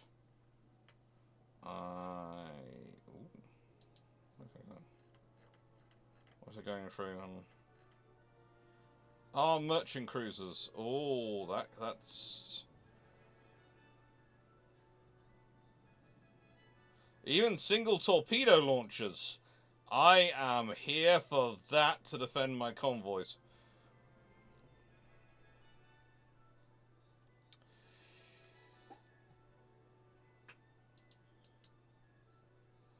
That's the Mark 5 3-inch gun, which is lovely, but no, what I'm needing at the moment. I think I'm going to have to go for that. That's just so attractive to me right now. Once I got those through, then I will look at the others. I mean, torpedo propulsion, of course. It's the hull they're working on. Oh, the mine layer destroyer number 5. Oh, that's going to be so much fun. I'm going to be ordering 100 of those. And the enhanced submarine torpedoes. Oh, this is getting good. This is getting to the point at which I am getting very happy. In fact, I might be getting too happy. There is a good option. I'm getting too happy. Now, again, please note, by the way, I have managed to damage my normal leg injury again. At some point, I'm going to actually have to get it to actually be properly assessed by someone.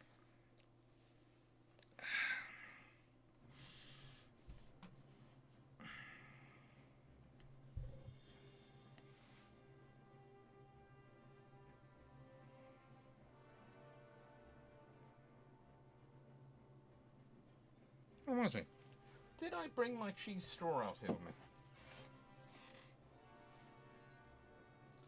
I think I forgot my tree. I left my cheese straw inside the house. That's terrible.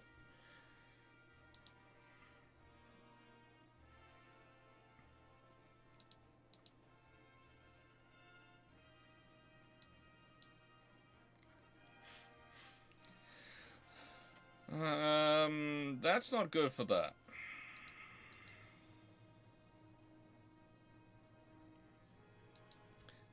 That's what I thought might happen. Oh, that's going to be bad for them.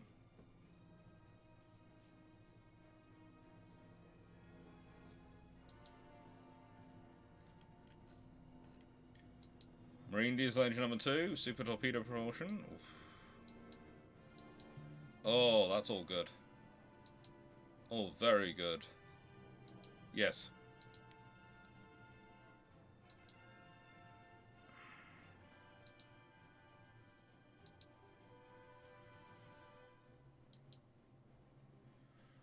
Right then. I want the minesweepers. I want that. And I want that. And then I'll do the rest. Yeah.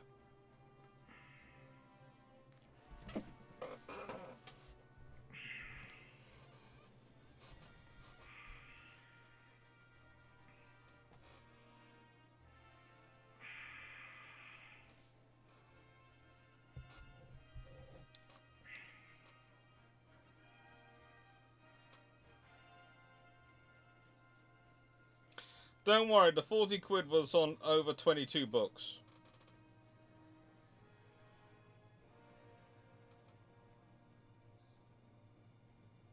So yeah, not a bad rate per book, but you know. So my fleet now has 100 more destroyers or 100 more submarines. Which should I build first, the destroyers or the submarines? Either way, I should have the destroyers in service soon.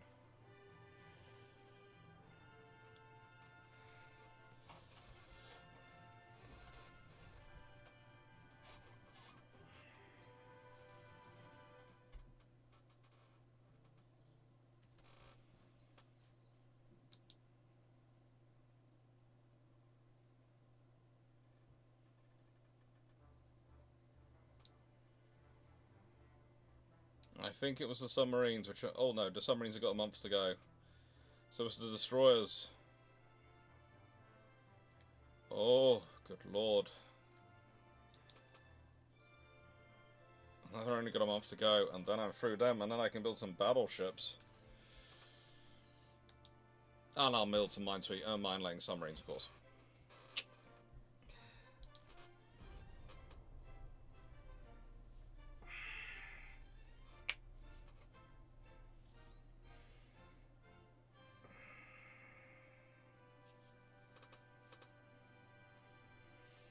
I've repaired all the ships I was repairing. That's good. I've refitted all the ships I was refitting.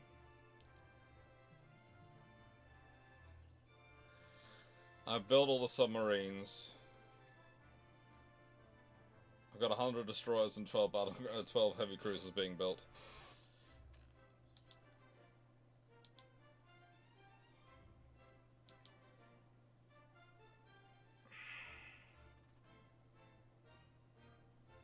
Ah, the battleship with 12 16.8-inch guns.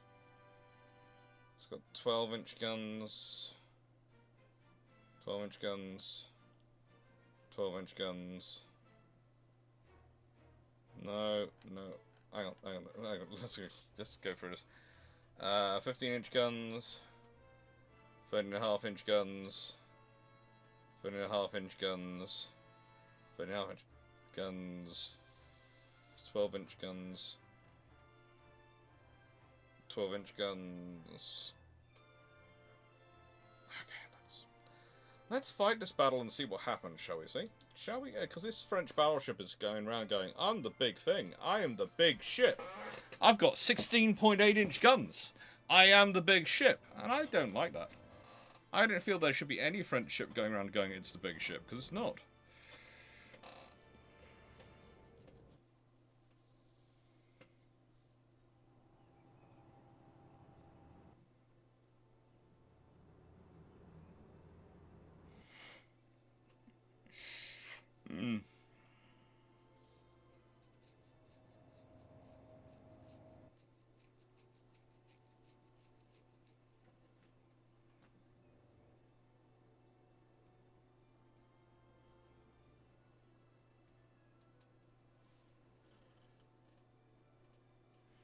Hungary is such a fun country.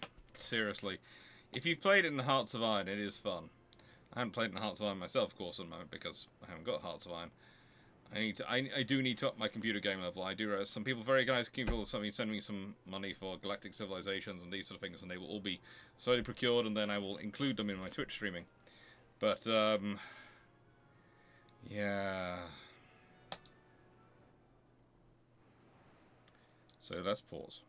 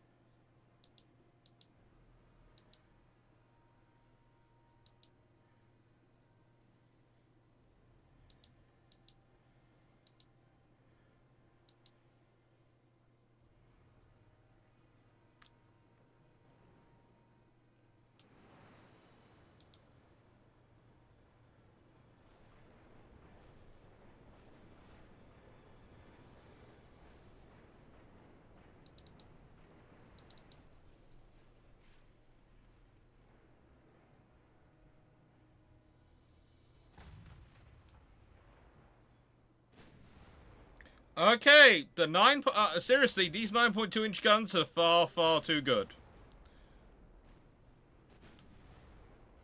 Far, far too good. And they're not much behind my battleships. Okay, I'm fairly sure the French battleship should currently be experiencing a significant emotional event in terms of the sheer volume of fire that should be aiming for them. Yes, they are doing what I hoped they would do, and they are aiming for the battle cruiser, or rather the heavy cruiser, which cost me as much as a heavy cruiser to build. And they are hopefully going to find themselves dealing with a significant volume of fire.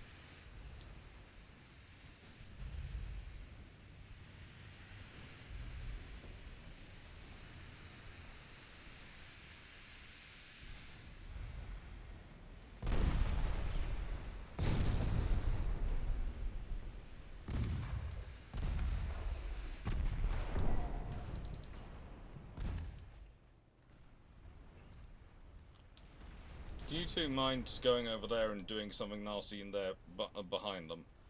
Thank you. That's what I'd like you to do.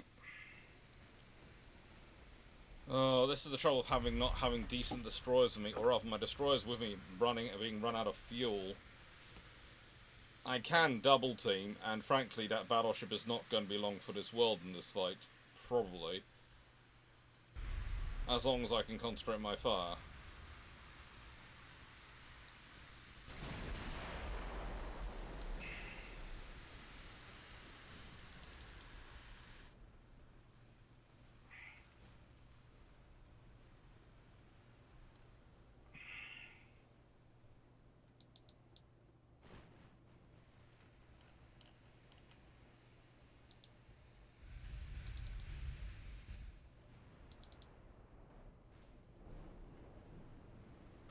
And he doesn't even have fun because he's got these plodding along, also causing trouble.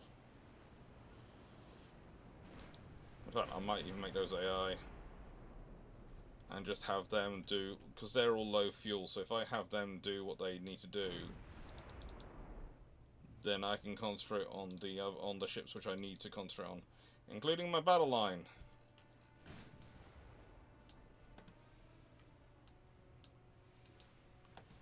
I wish I could sort of tell it what I wanted it to do, because I would like this to go and take out the enemy cruiser line and destroyers and basically wipe out all the forces behind the battleship, forcing the battleship to either choose to engage this ship while it wipes out their fleet, before it wipes out their fleet, or to engage my battle fleet before that wipes out it.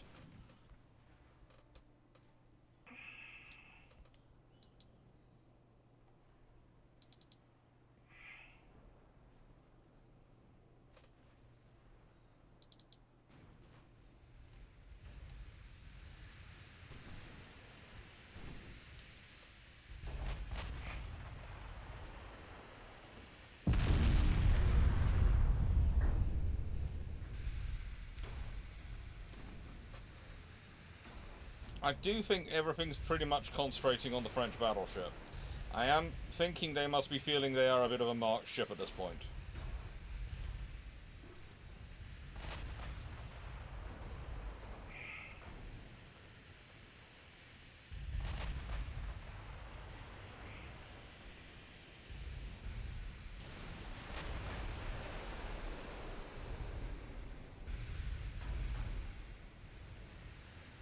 Did I remember to research diving shells? Because if I have, I should be doing a lot more damage than I am doing.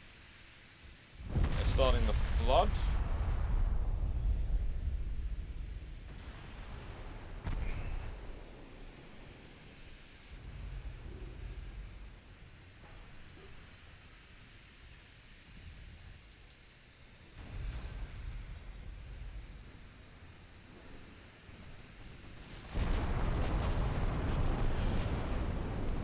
Okay, I'm guessing 15-inch shells just hit.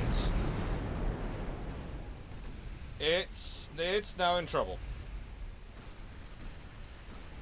Will I accept losing some destroyers to sink the French battleship? Yes. HMS Welfare has sunk. I'm not sure how I feel about that name.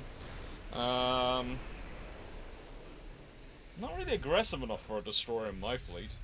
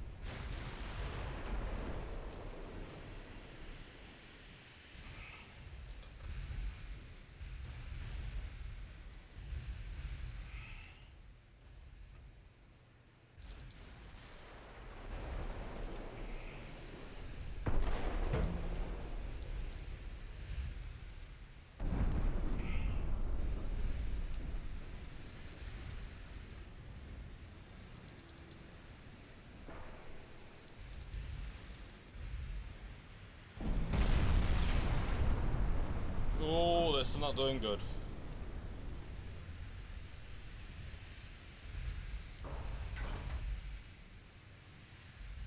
I think they might now be chucking in their cruisers to try and sacrifice them to buy time for everything else to, for their capital ships to try and escape.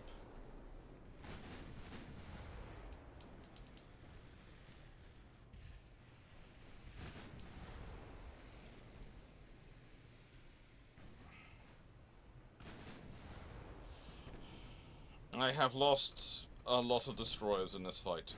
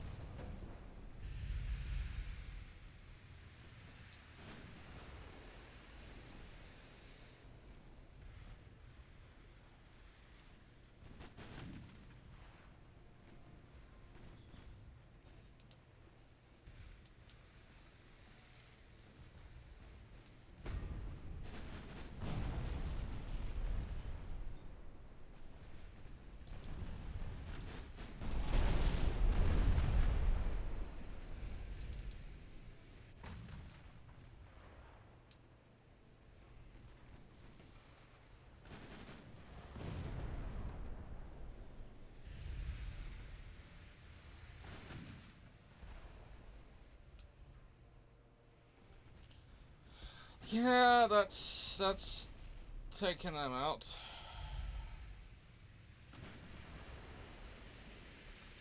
Trouble is, I don't have any torpedoes on here with me.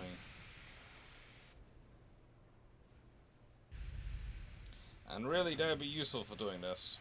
I should probably, if I'm going to have keep doing this with the battle cruisers, despite the fact they're heavy cruisers, but if I'm going to keep doing this, I really need to have torpedoes on it. I really need to have torpedoes that I save until I can absolutely use them.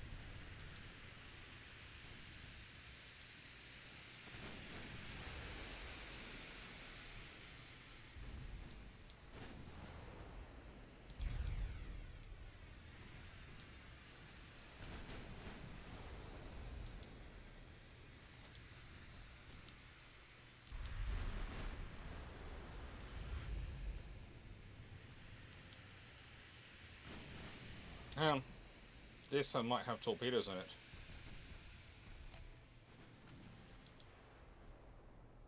Chatham has torpedoes. Okay, right then, let's get Chatham close enough. Now our mission is no longer to fight in with Glorious. Our mission is to get Chatham close enough to cause the damage. Come with me, Chatham, and we will do this fun.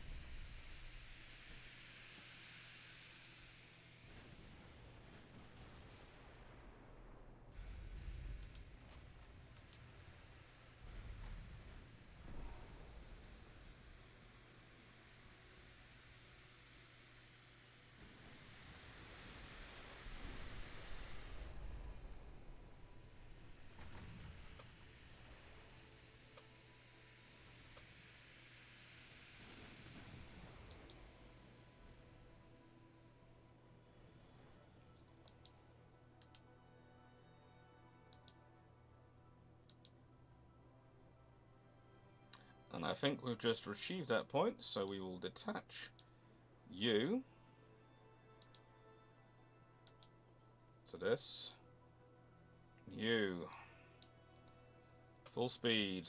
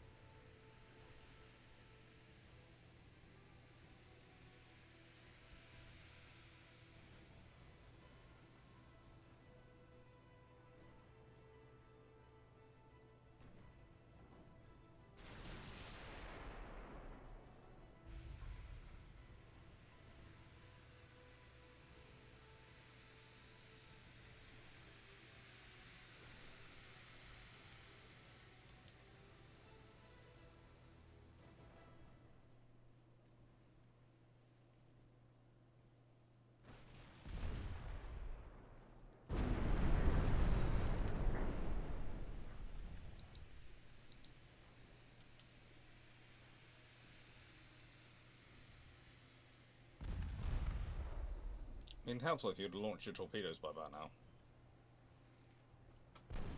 You were doing pretty much a suicide Hail Mary run to get them into range, and you never launched them. You have them.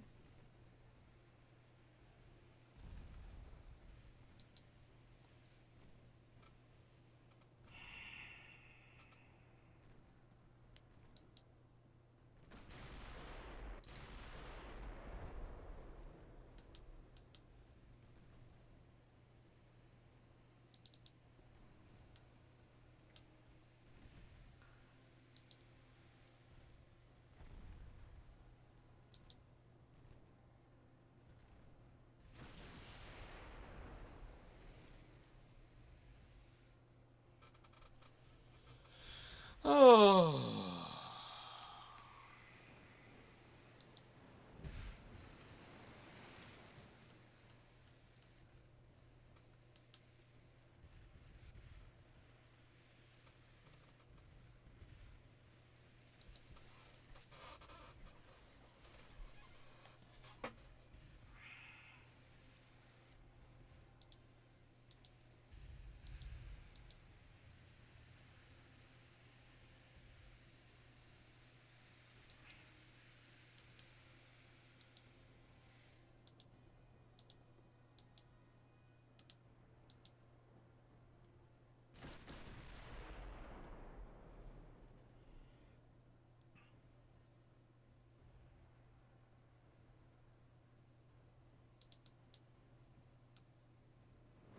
Come on, Canada. I'm relying on you now.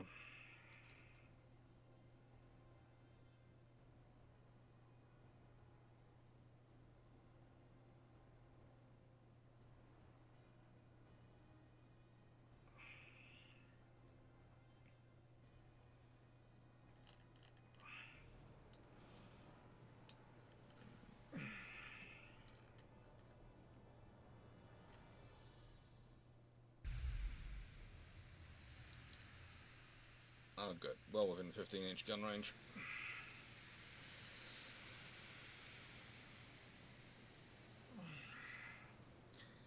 No, I cannot get the caliber of commander these days, but really, it's my own fault because I didn't have enough cruisers for that little mission. I should have somehow...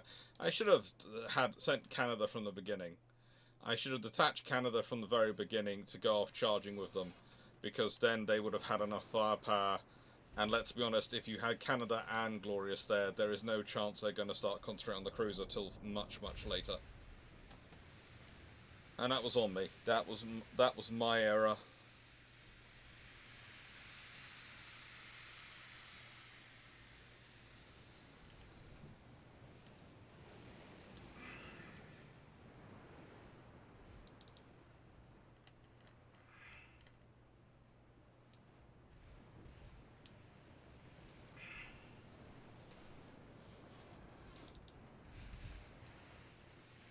I still can't believe, after the sheer amount of damage that hull has taken,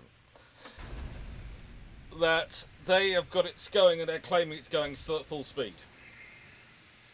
Because in many ways it should be going roughly 30 knots.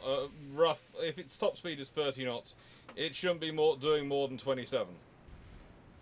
It should not be anywhere in any way, shape or form able to keep ahead of Canada, which has got a half a knot speed advantage in its official speed, but has taken barely any damage in comparison. So that should be romping up, because, well, it just should be. Glorious is still firing. Now their funnel's been damaged. Admittedly, that was an over-penetration of the funnel. Still not quite sure how a 9-inch gun cruiser, 9.2-inch gun cruiser is over-penetrating against a battleship. Let's see.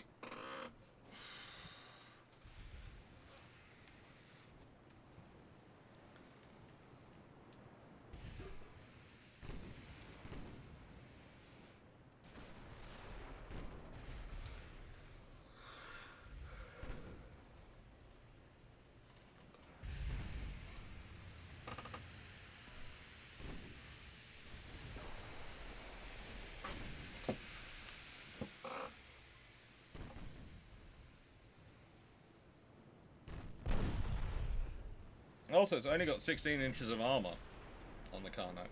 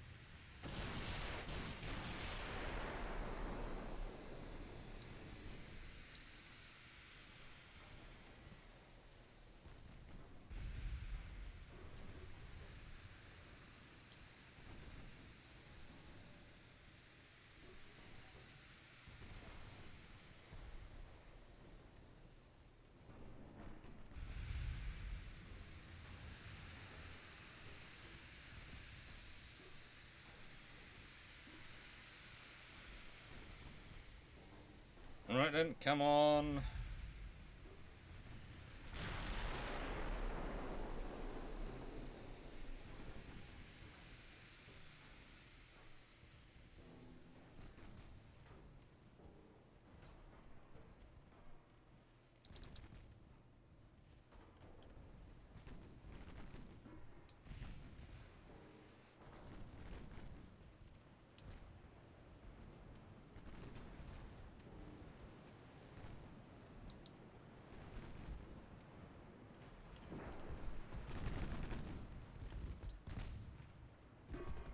That central battery is absolutely a menace.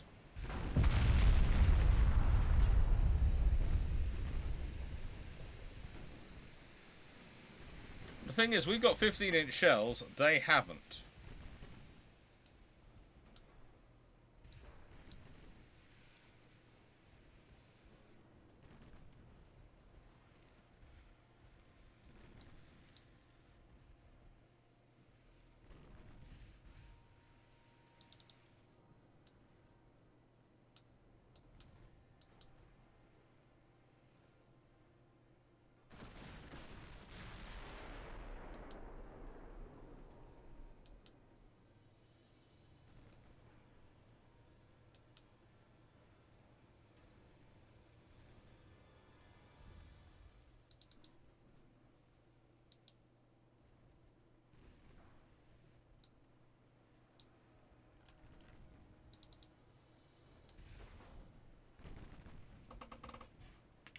Right, so should get some decent hits.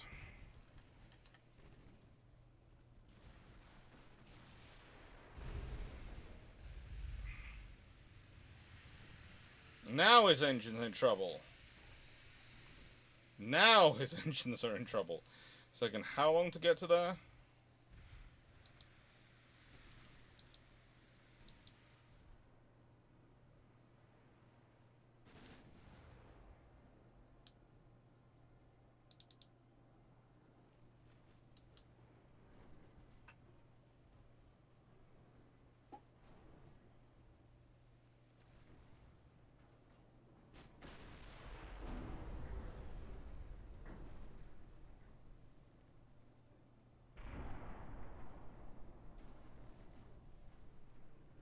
Come on.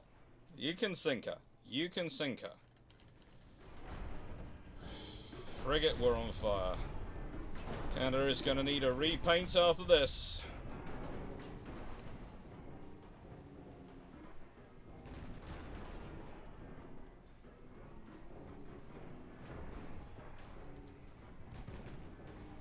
This range you cannot miss. If any of you turrets missed, I am going to literally fry your gun captains alive. In a pan filled with their own tears.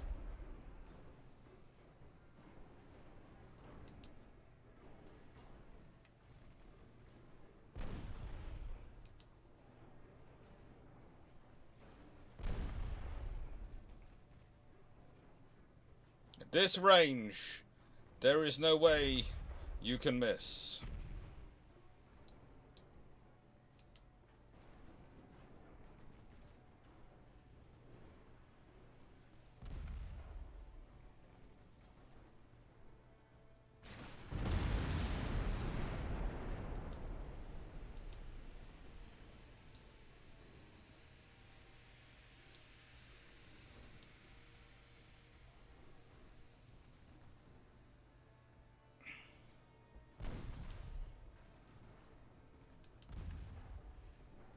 That'd be broiling them.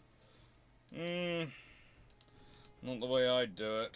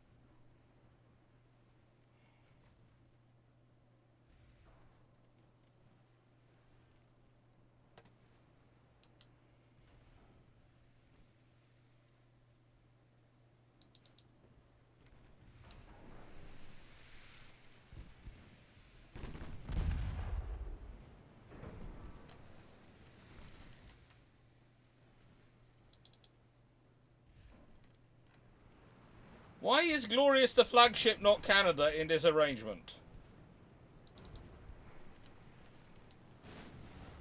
You were getting your fires under sorted out, were you? Okay, that's fine.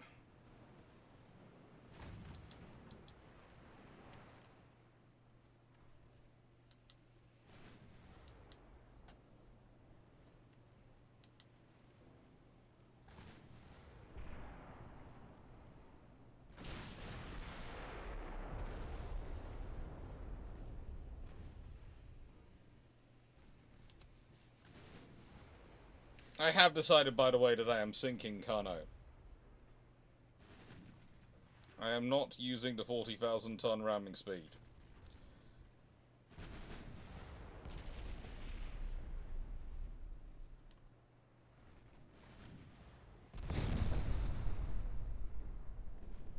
I thought I had this battle set on infinite.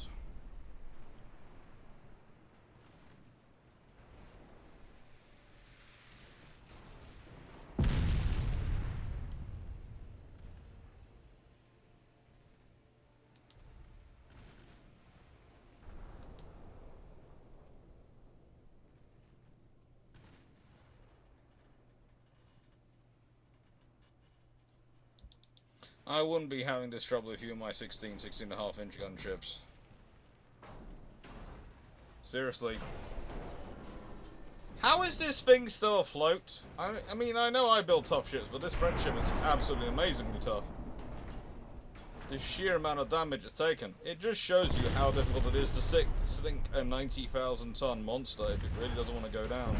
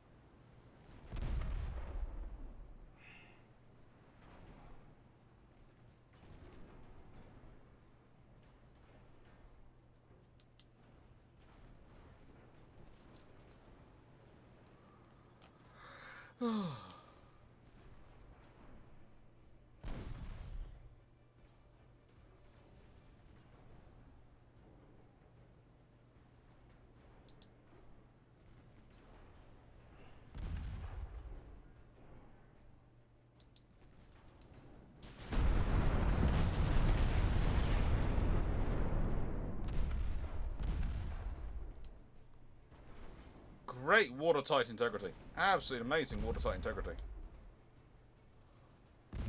It is absolutely amazing. They have built a very tough cookie. I have great respect for it. I'm going to sink it, but, you know, I have great respect for it. And please note, their battle cruiser has abandoned it, like I expected the French Navy to do, but, you know.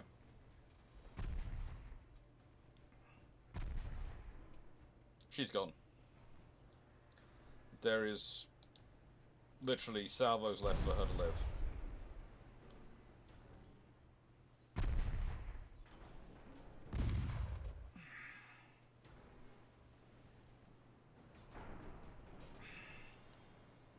It's kind of the equivalent of plunging fire coming in now because of the angled deck. See, this side they were getting nothing but hull, this side they got nothing but deck. And deck at a bad angle for deck armor. Because it's plunging fire coming in at a very steep angle. Oh. That should wreck her. That should honestly have wrecked her. There should be no fire coming back from her. Nothing at all. That ship is in no condition to be putting up any resistance. She's got 0.9% floatability, 12% structure. At this point, if you are a sensible and captain who cares about your crew, you are ordering abandoned ship. You're not doing any of this heroics. You might even be surrendering.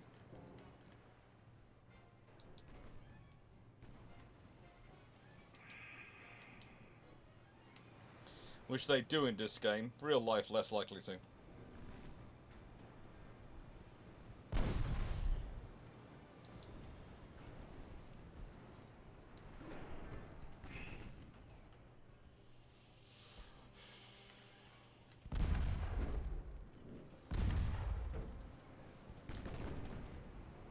The fact that some guns are actually apparently being able to fire at this point is just amazing.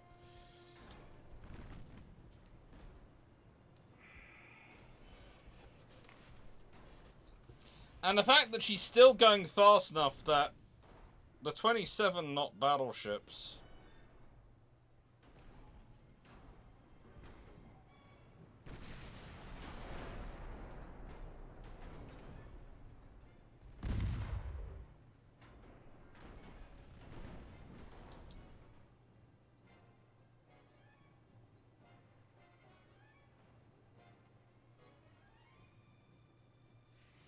how is it you two? Oh, they're low fuel.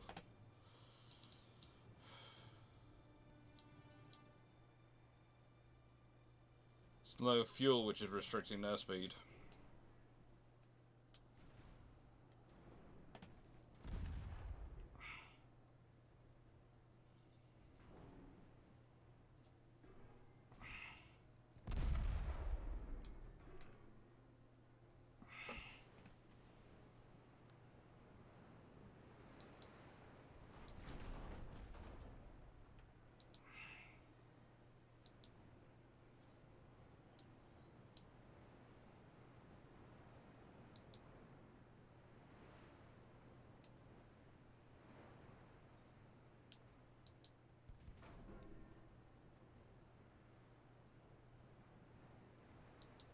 How are you overtaking him when you're doing 0 knots?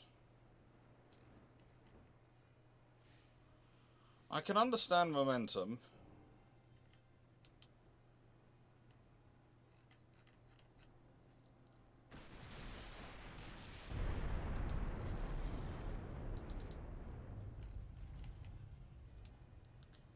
Heavy flooding.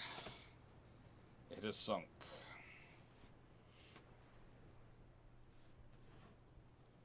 I'd take one in war repatriation. You might.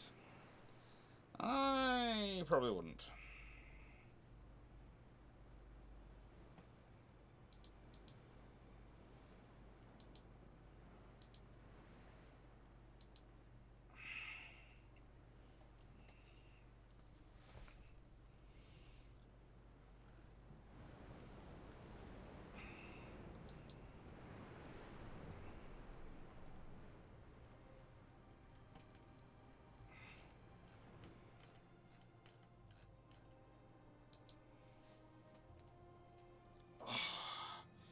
Edward Seymour.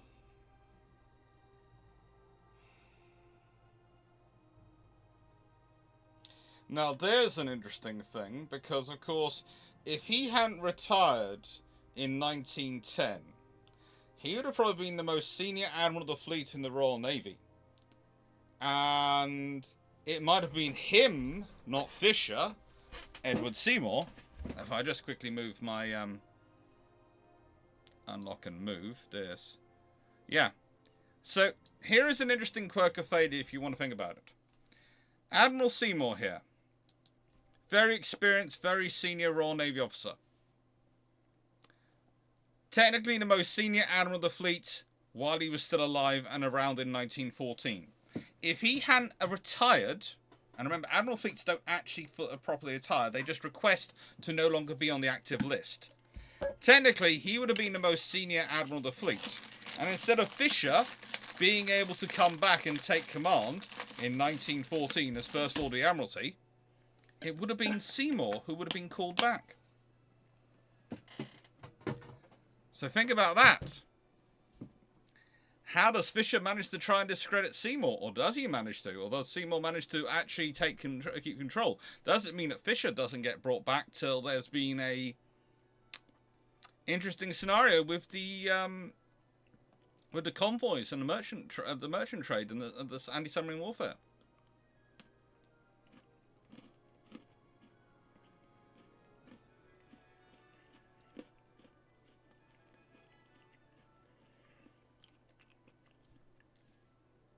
It's one of the many branches, yes, CD Cameron.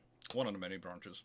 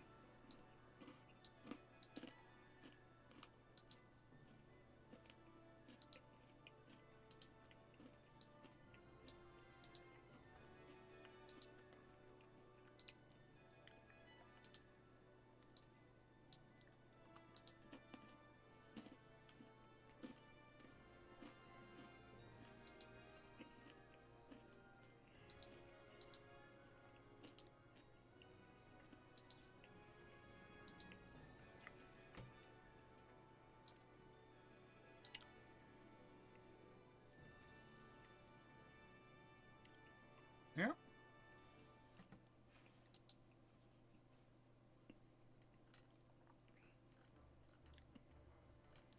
It should be done next month.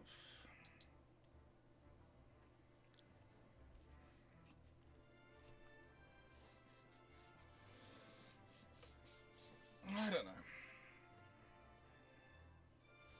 Actually, think about it. At some point, I should be getting lunch. Let me just check if lunch is what's being done about lunch.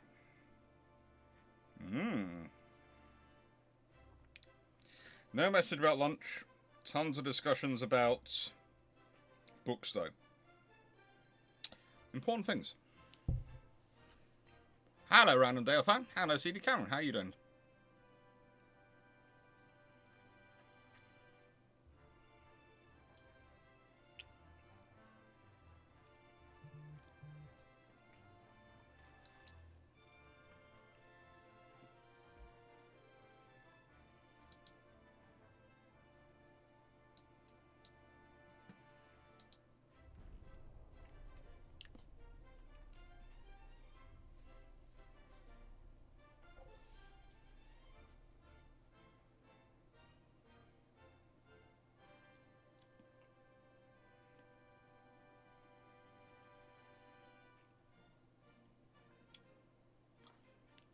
Oh, there's a meeting.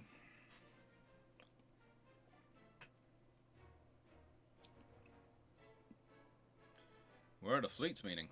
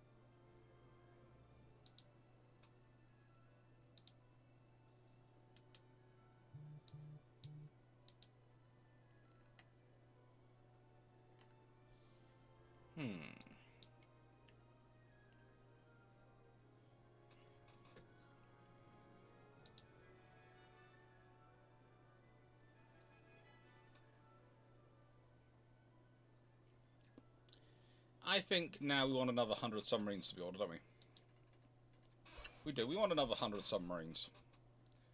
We want to have roughly 1,000 submarines in service at some point. So, yeah. I'm going to build some submarines.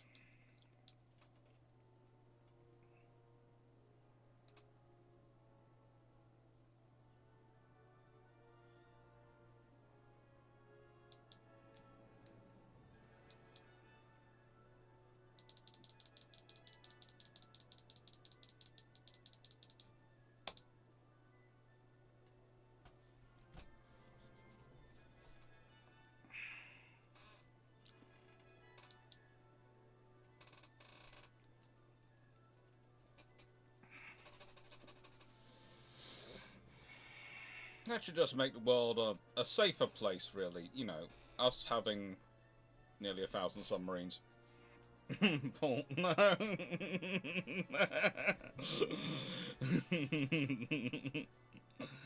Look, I might have a mild addiction to having submarines in this game. Are they useful?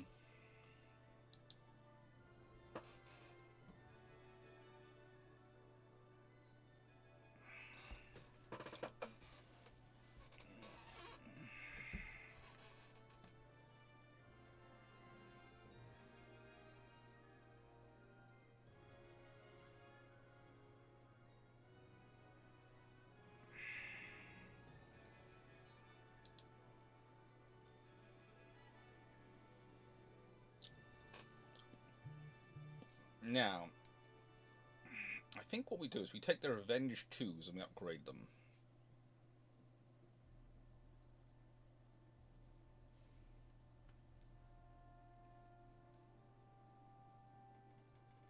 I think that's going to be my plan.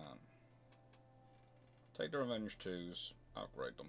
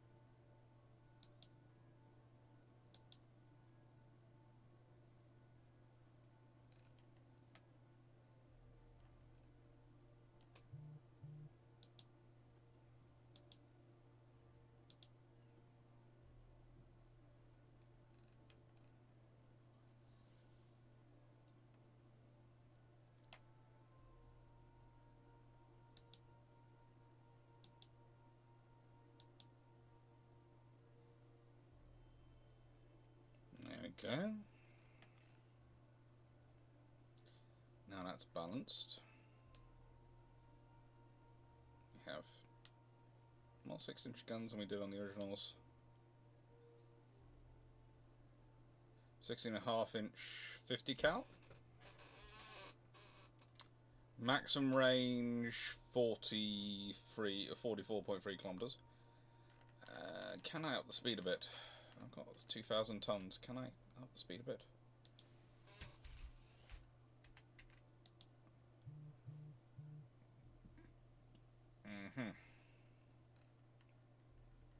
Efficiency.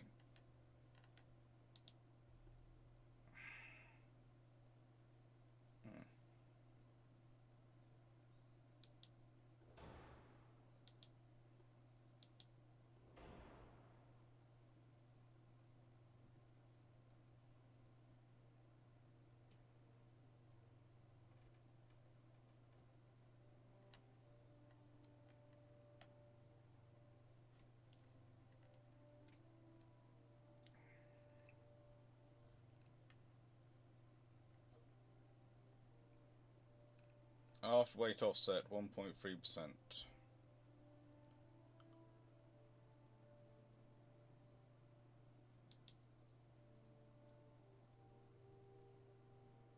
I do.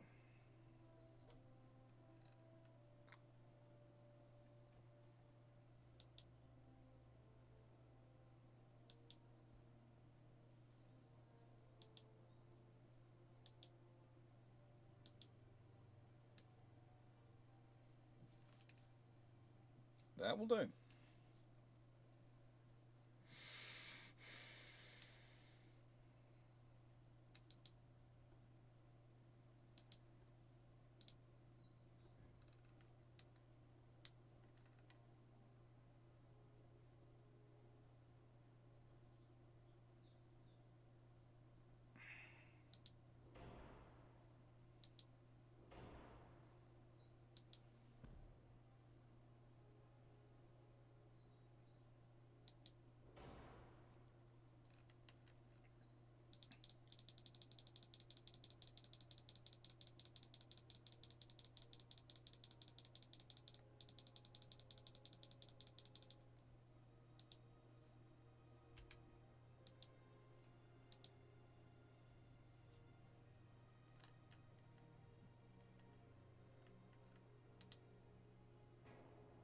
Now, I just said the 3-inch guns because I'm worried about destroyers and I keep coming across them.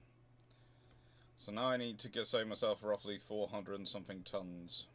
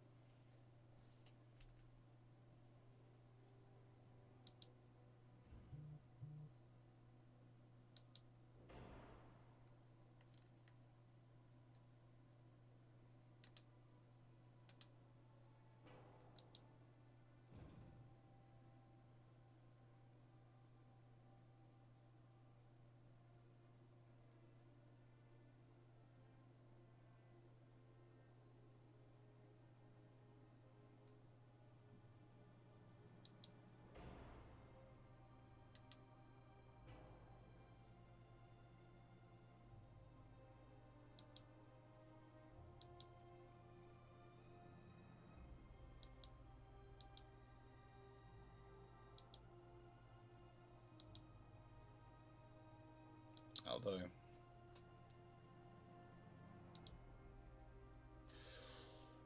Sweet balance. Pitch 2%, roll 1.5%, efficiency 117%. 1%, 12, 16.5-inch guns.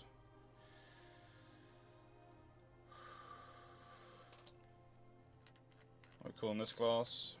Jupiter.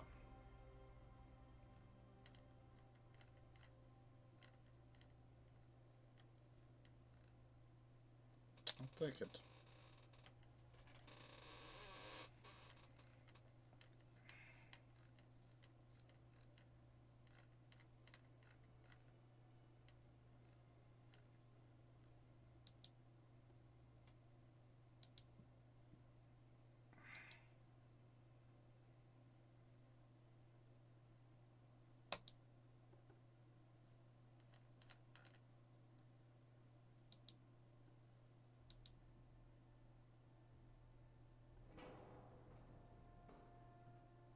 Take care, Random Delphine.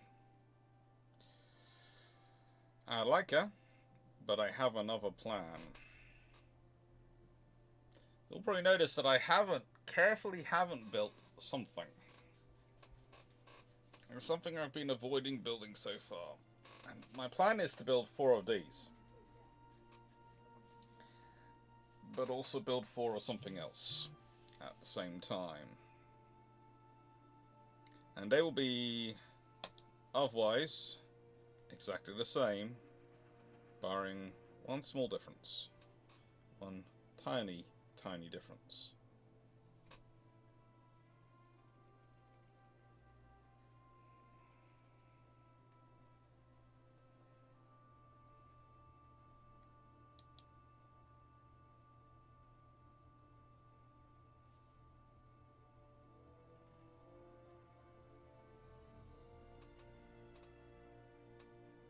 Which actually is going to make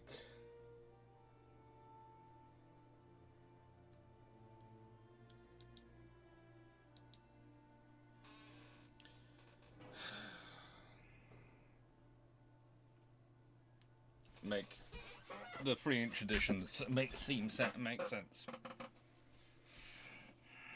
And the 6-inch firepower makes sense. Yep, Paul, 18-inch guns. Let's see what we can do with some 18-inch guns.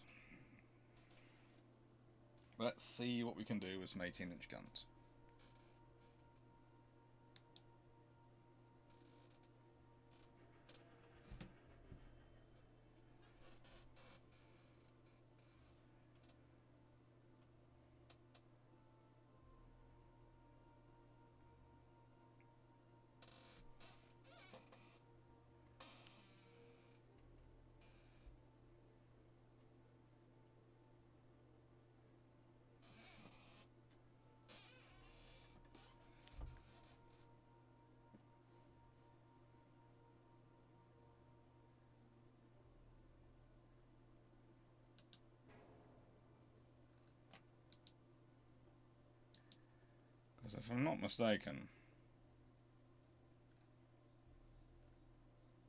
they're not giving me 18-inch guns as an option. I'm sure I've researched them. Why do I not have 18-inch guns as an option? That's annoying. Okay.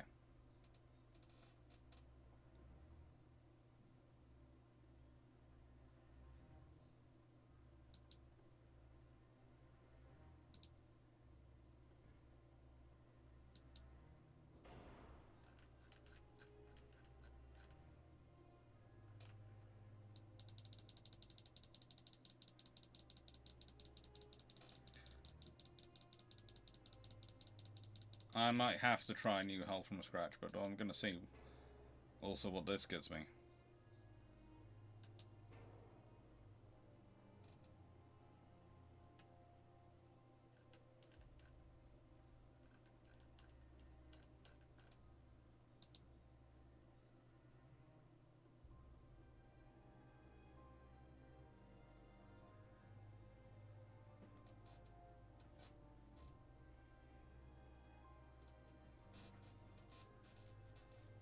UAD does sometimes have some phantoms turn up in the game. They are fun to wrestle with.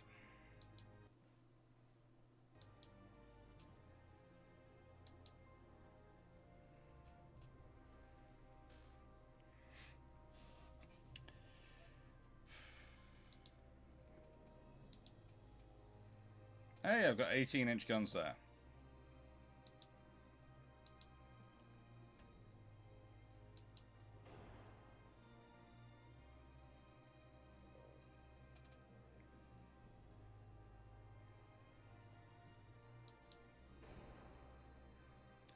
Well, if I'm going to have to create an entire new design, I will do, and Bembo can go.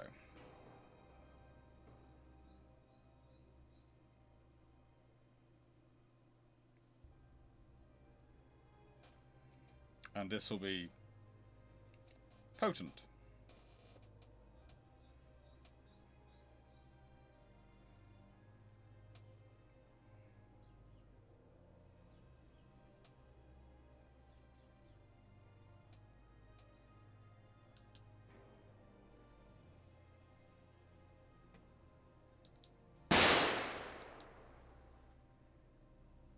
Hello, Chaplain Bacchus.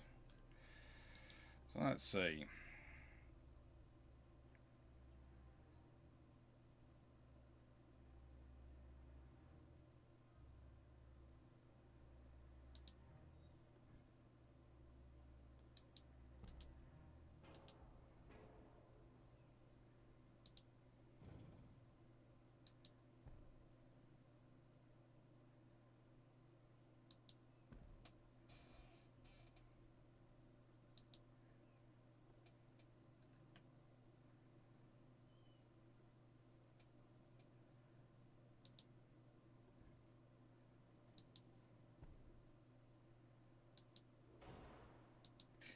It's not how I'm going to actually position these guns, but we'll just start off with them in this form.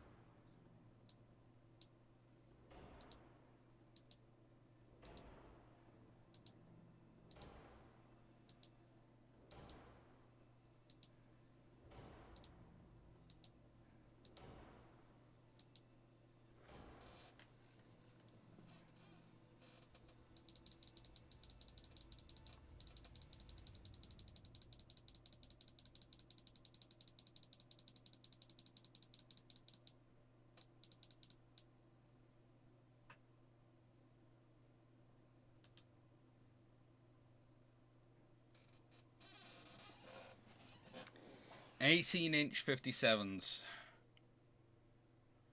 Armor piercing range 40.8 kilometers. HE range 38.9 kilometers.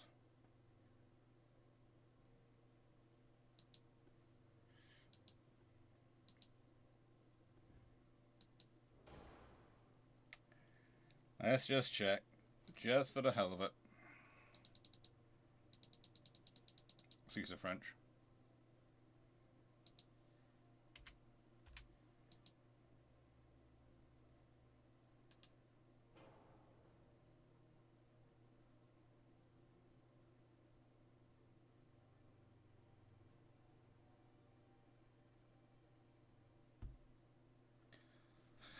(46.6 kilometers).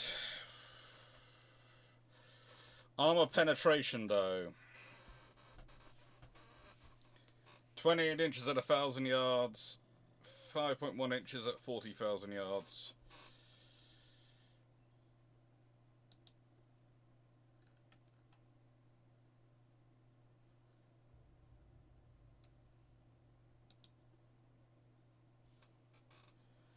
(6.3 inches at 40,000 yards. Accuracy is about the same. Reload time.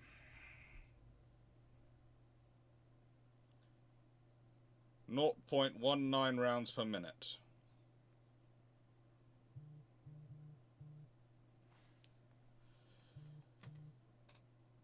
Let's see what we can do.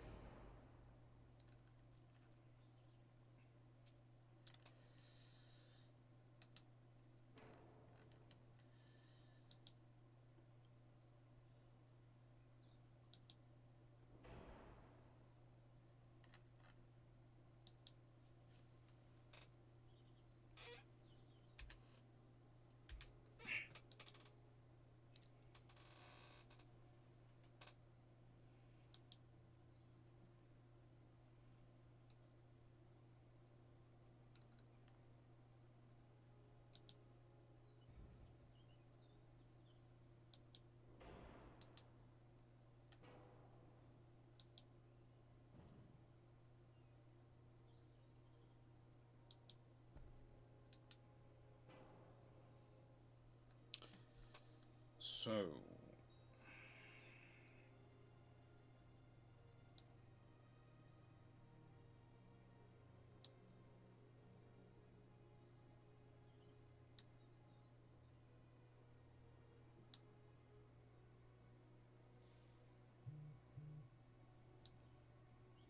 Doesn't help me? Does help me. So I need to try and drop 7,000 tons. I'll take that down to double. Take that down to 4. Take that down to 4.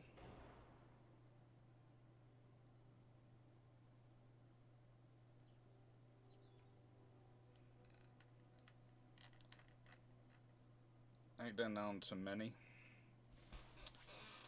3,000 tons to go. Take that down to 34 knots.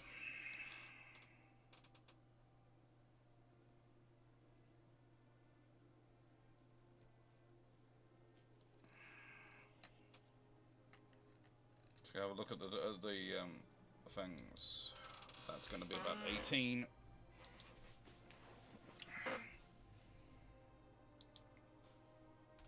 Nine.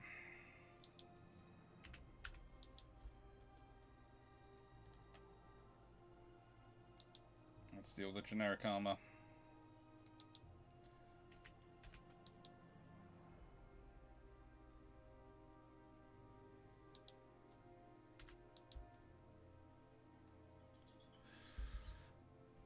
Interested in this game, Traveling for Bacchus. It's a good game. I enjoy it. I do like UAD. It's been getting better and better as well as time's gone on. They have invested in it correctly. They have been growing it. I don't agree with everything they've done. I'm not the fan of everything they have done. But broadly speaking, what they've done has gone the right way and has made the right things. Would help if I could actually press the right key.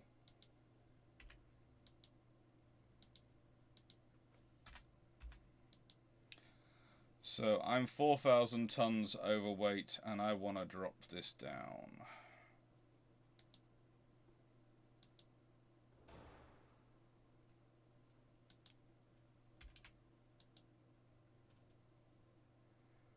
That's got me to the right engine efficiency. I'm now 2,000 tons overweight. But everything else is looking fairly good. Pitch is at 6%, rolls at 4.3%. That's good. Auto reloading. I haven't got any secondaries fitted yet. I do know that. That is something I work on. What can I do? I like the armor being fairly heavy and substantial for this kind of ship.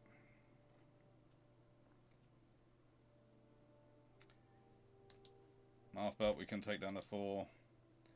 Aft deck we can take down to 3. Pardon me.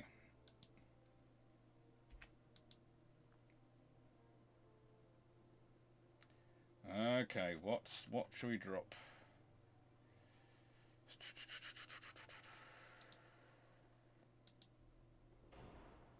It doesn't get me really enough to be worth it.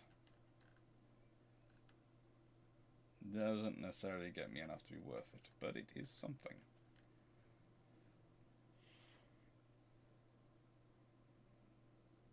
There are other games which are, yes, there are ones which are more spreadsheets to see. This one you do more of the actual building work yourself, which I like. I like using it.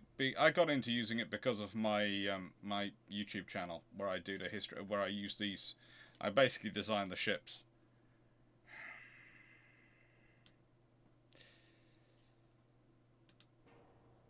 Now, let's see if I can do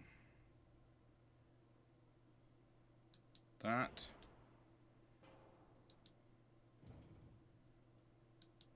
That. That.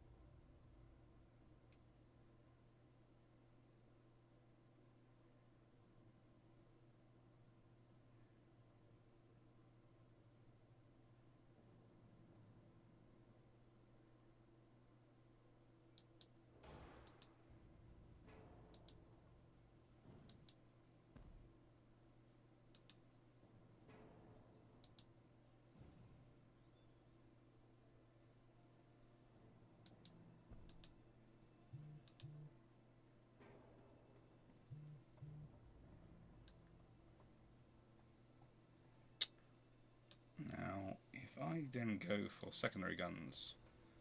6-inch.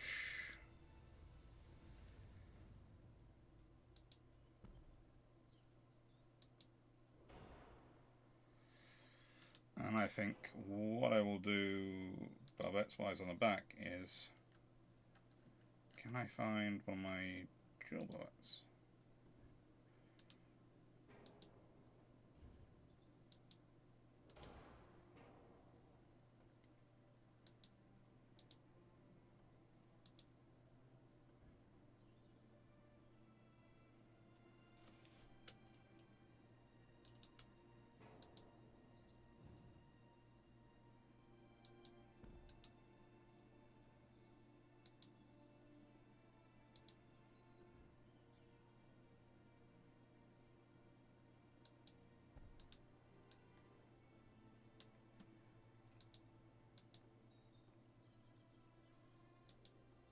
Is that fat enough for the 6-inch?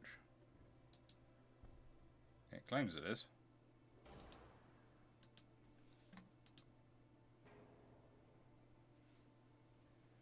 We'll fix the displacement in a second. We'll just put these up to 17%. Actually, give me some coverage. And 4 belt goes up to 6. 4 deck goes up to 4.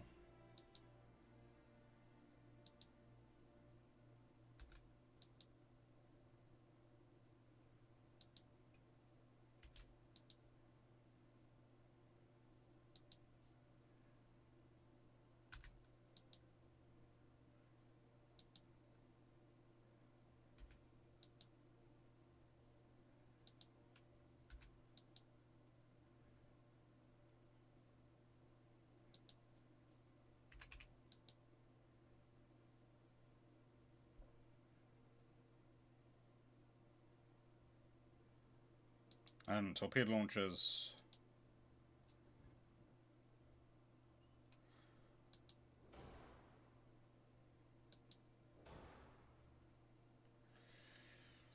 Let's see when we can put in the torpedoes.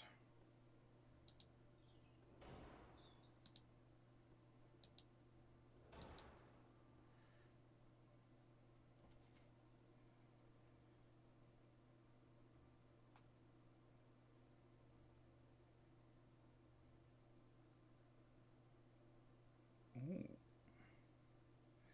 Tempting, but I'm just going to go with standard.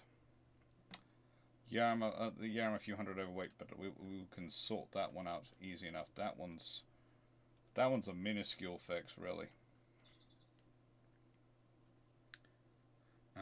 We want some we want some secondary triples for air defense and for dealing with threats which come our way, which require a 3-inch kind of attention, i.e., destroyers.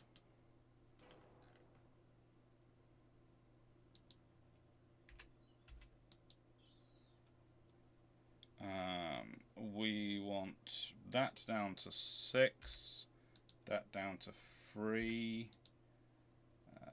That can stay at 4.2 and 2.1. It really can. That can go up to 6 though for its barbettes to protect them. 4 is what they'll allow maximum. Okay. Okay. So wait. Well, that'll do. 25,000 kilometers range. That will do. I've got 1,000 tons. What should I use the 1,000 tons for?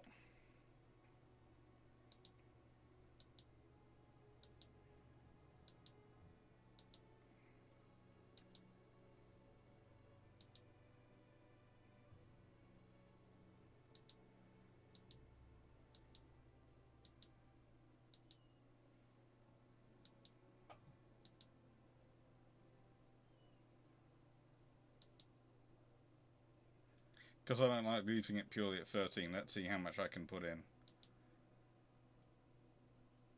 And the main thing that I do find, I have to say I do find annoying, is the fact that to fix things like weight distribution, I have to muck around with the armor displacement.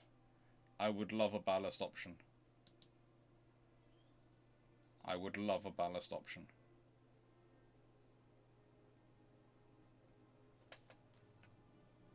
Well, what do you think?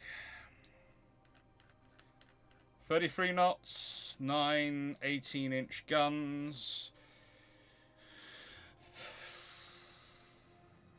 18 6-inch guns, allowing for a 12 6-inch gun broadside, 10 23-inch torpedoes each side,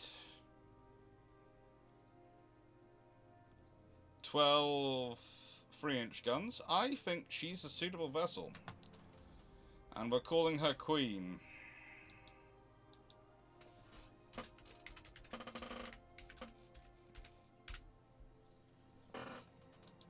That looks right to me.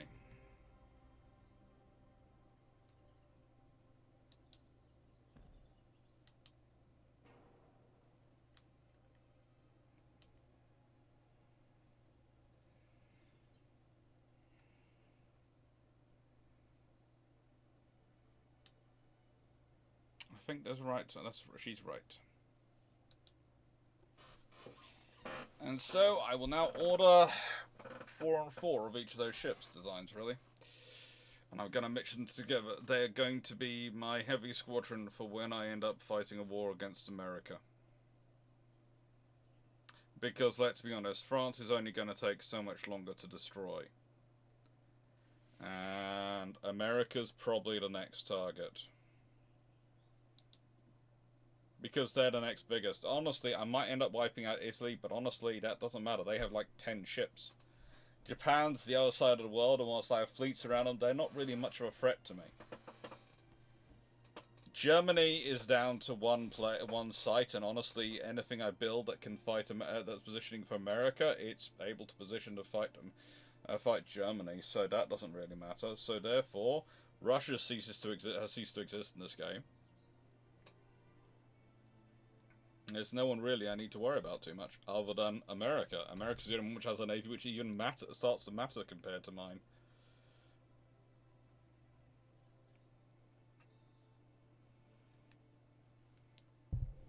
And that is the reality at some points.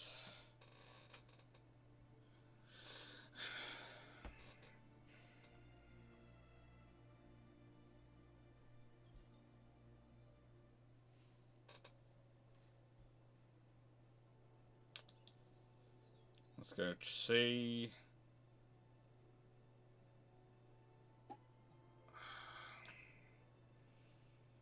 I currently have 200,000 tons available of my constructions, so if I let my submarines go through, which they should do, and the battle cruisers, which should go through very soon, because if I go and look at the fleet, I should then order my battleships. And as said, I'll order 4 and 4. And I'll have them all launched in Scapa. So I'll be putting 800,000 tons of battleships in Scapa. All my destroyers are commissioning. Yay.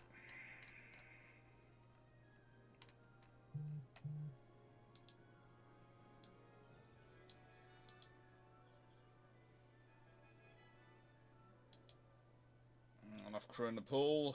I've got 6 months for the cruisers. How many months have I got for the submarines?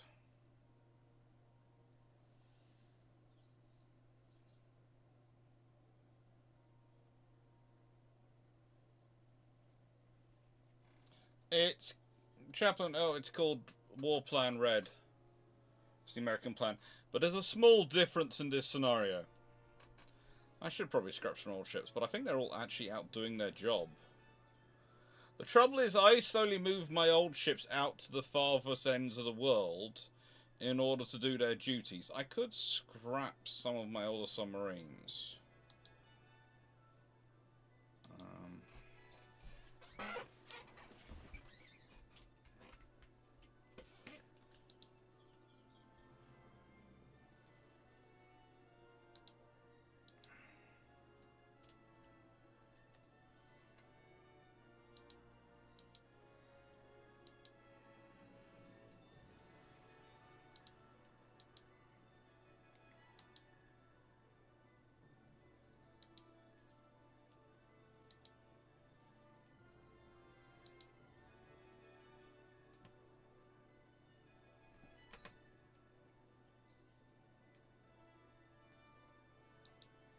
Or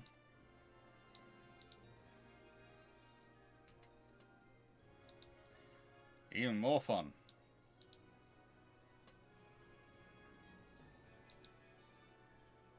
mothball them.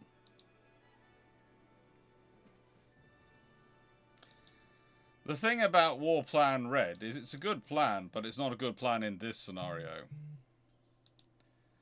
In this scenario, as this is, well, America doesn't look like America used to. And the British Empire certainly doesn't look like it used to. It has mothball for the surface ships, not for the submarines. Because this is as up to date as you can get at the moment on Steam. It's 1.503.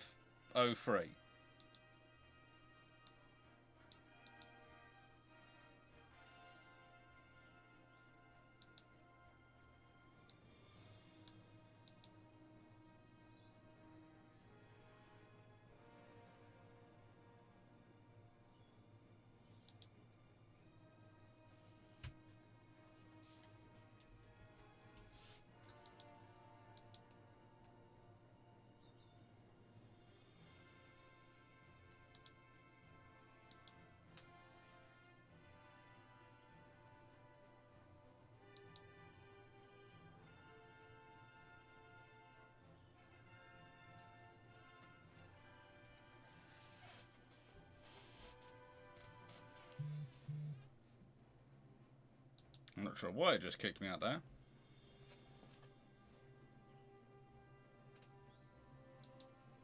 But if you go to the fleet,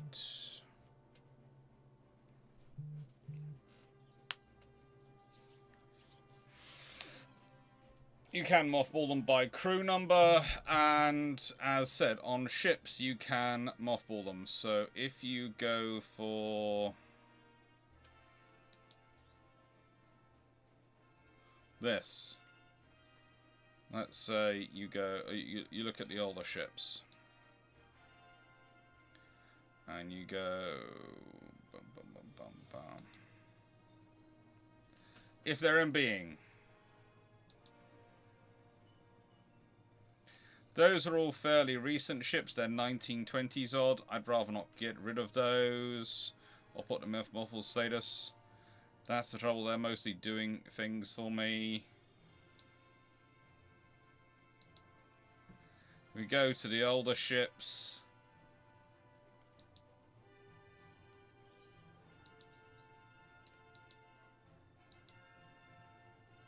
See, all my 1890s and all these ships are out in the Far East.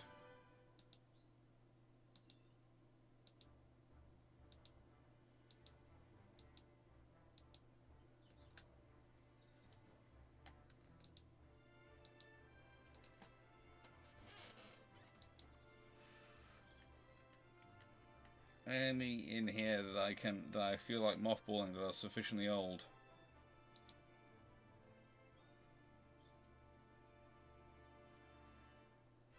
Mothball.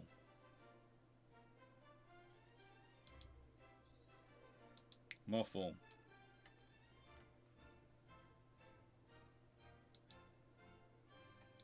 Mothball.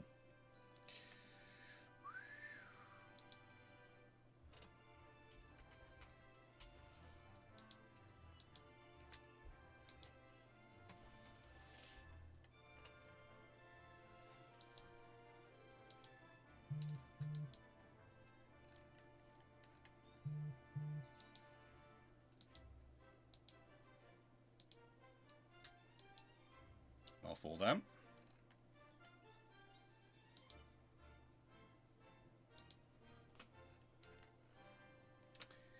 And mothball them.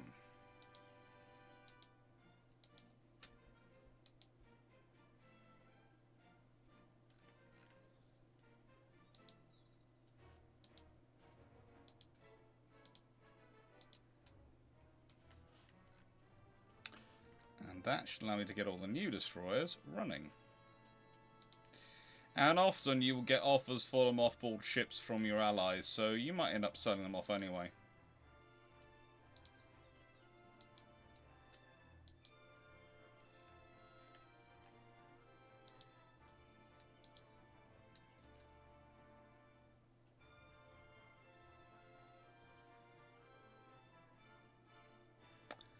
I'm even going to mothball a 13.5-inch gun battleship.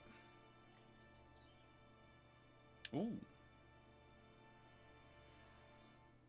I won't mothball all of them.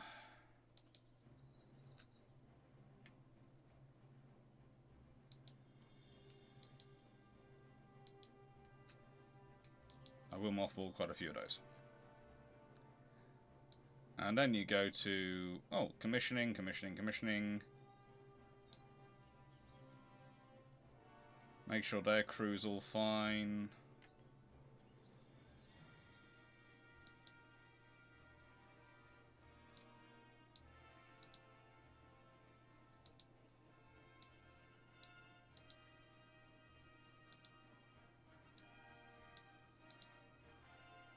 Because let's be honest, these are far more useful to me than those older ships.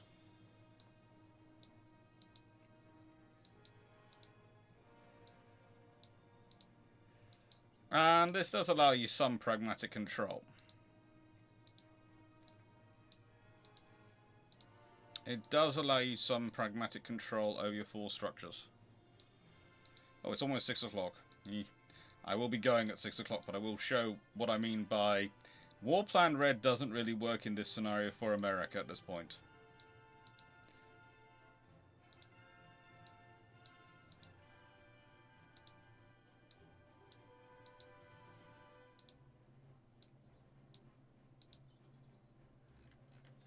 Yeah, they're all wing commission now. So let's go to the politics tab first.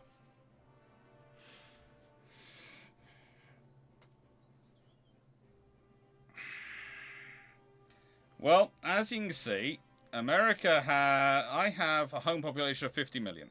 America has a home population of 93 million. This is an advantage. I have an external population of over 1 billion. They have an external population of 8 million. They have an army of 442,000. I have an army of 5,389,000. We both have army logistics of 100%, and we both have very content populations.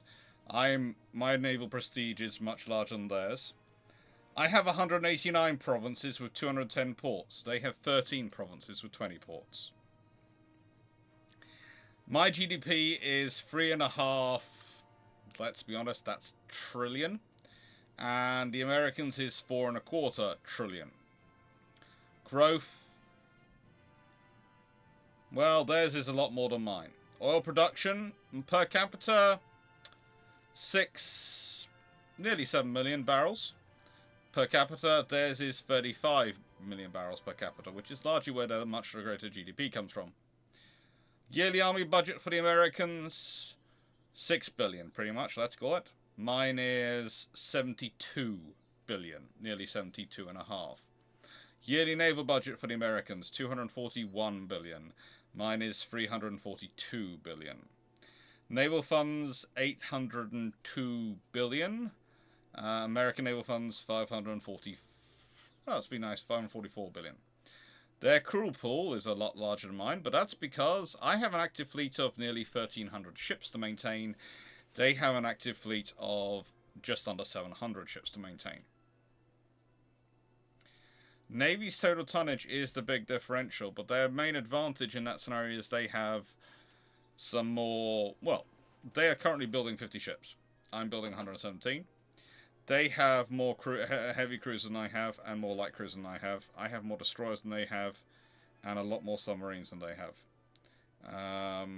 Battle cruisers, well, mine are actually heavy cruisers, but they're technically out there, so you can say there's an advantage against mine.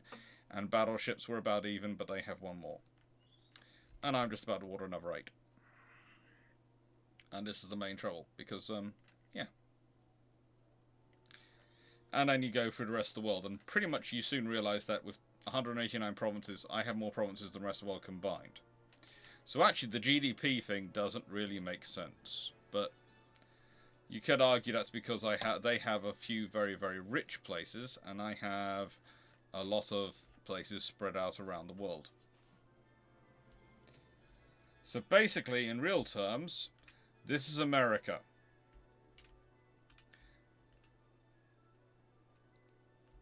They have fun in that they do have Alaska, but I have all of Russia.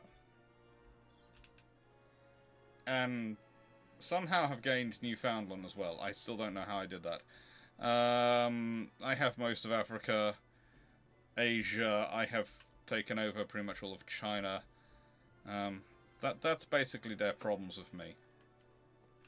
So, US split between two oceans. The US is sort of split between two oceans, but let's be honest. There is the Panama Canal down here, and of course there is the problem that they have the Panama Canal there, which is great, but I control Costa Rica, Nicaragua, Honduras, Guatemala, and Belize. And all of the Caribbean. So, yeah, they're split between two oceans, but they are also in trouble being split between two oceans.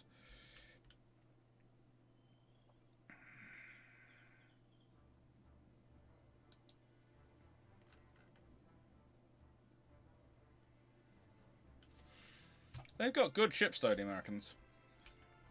They have got good ships, but currently at the moment, I'm well ahead of it all.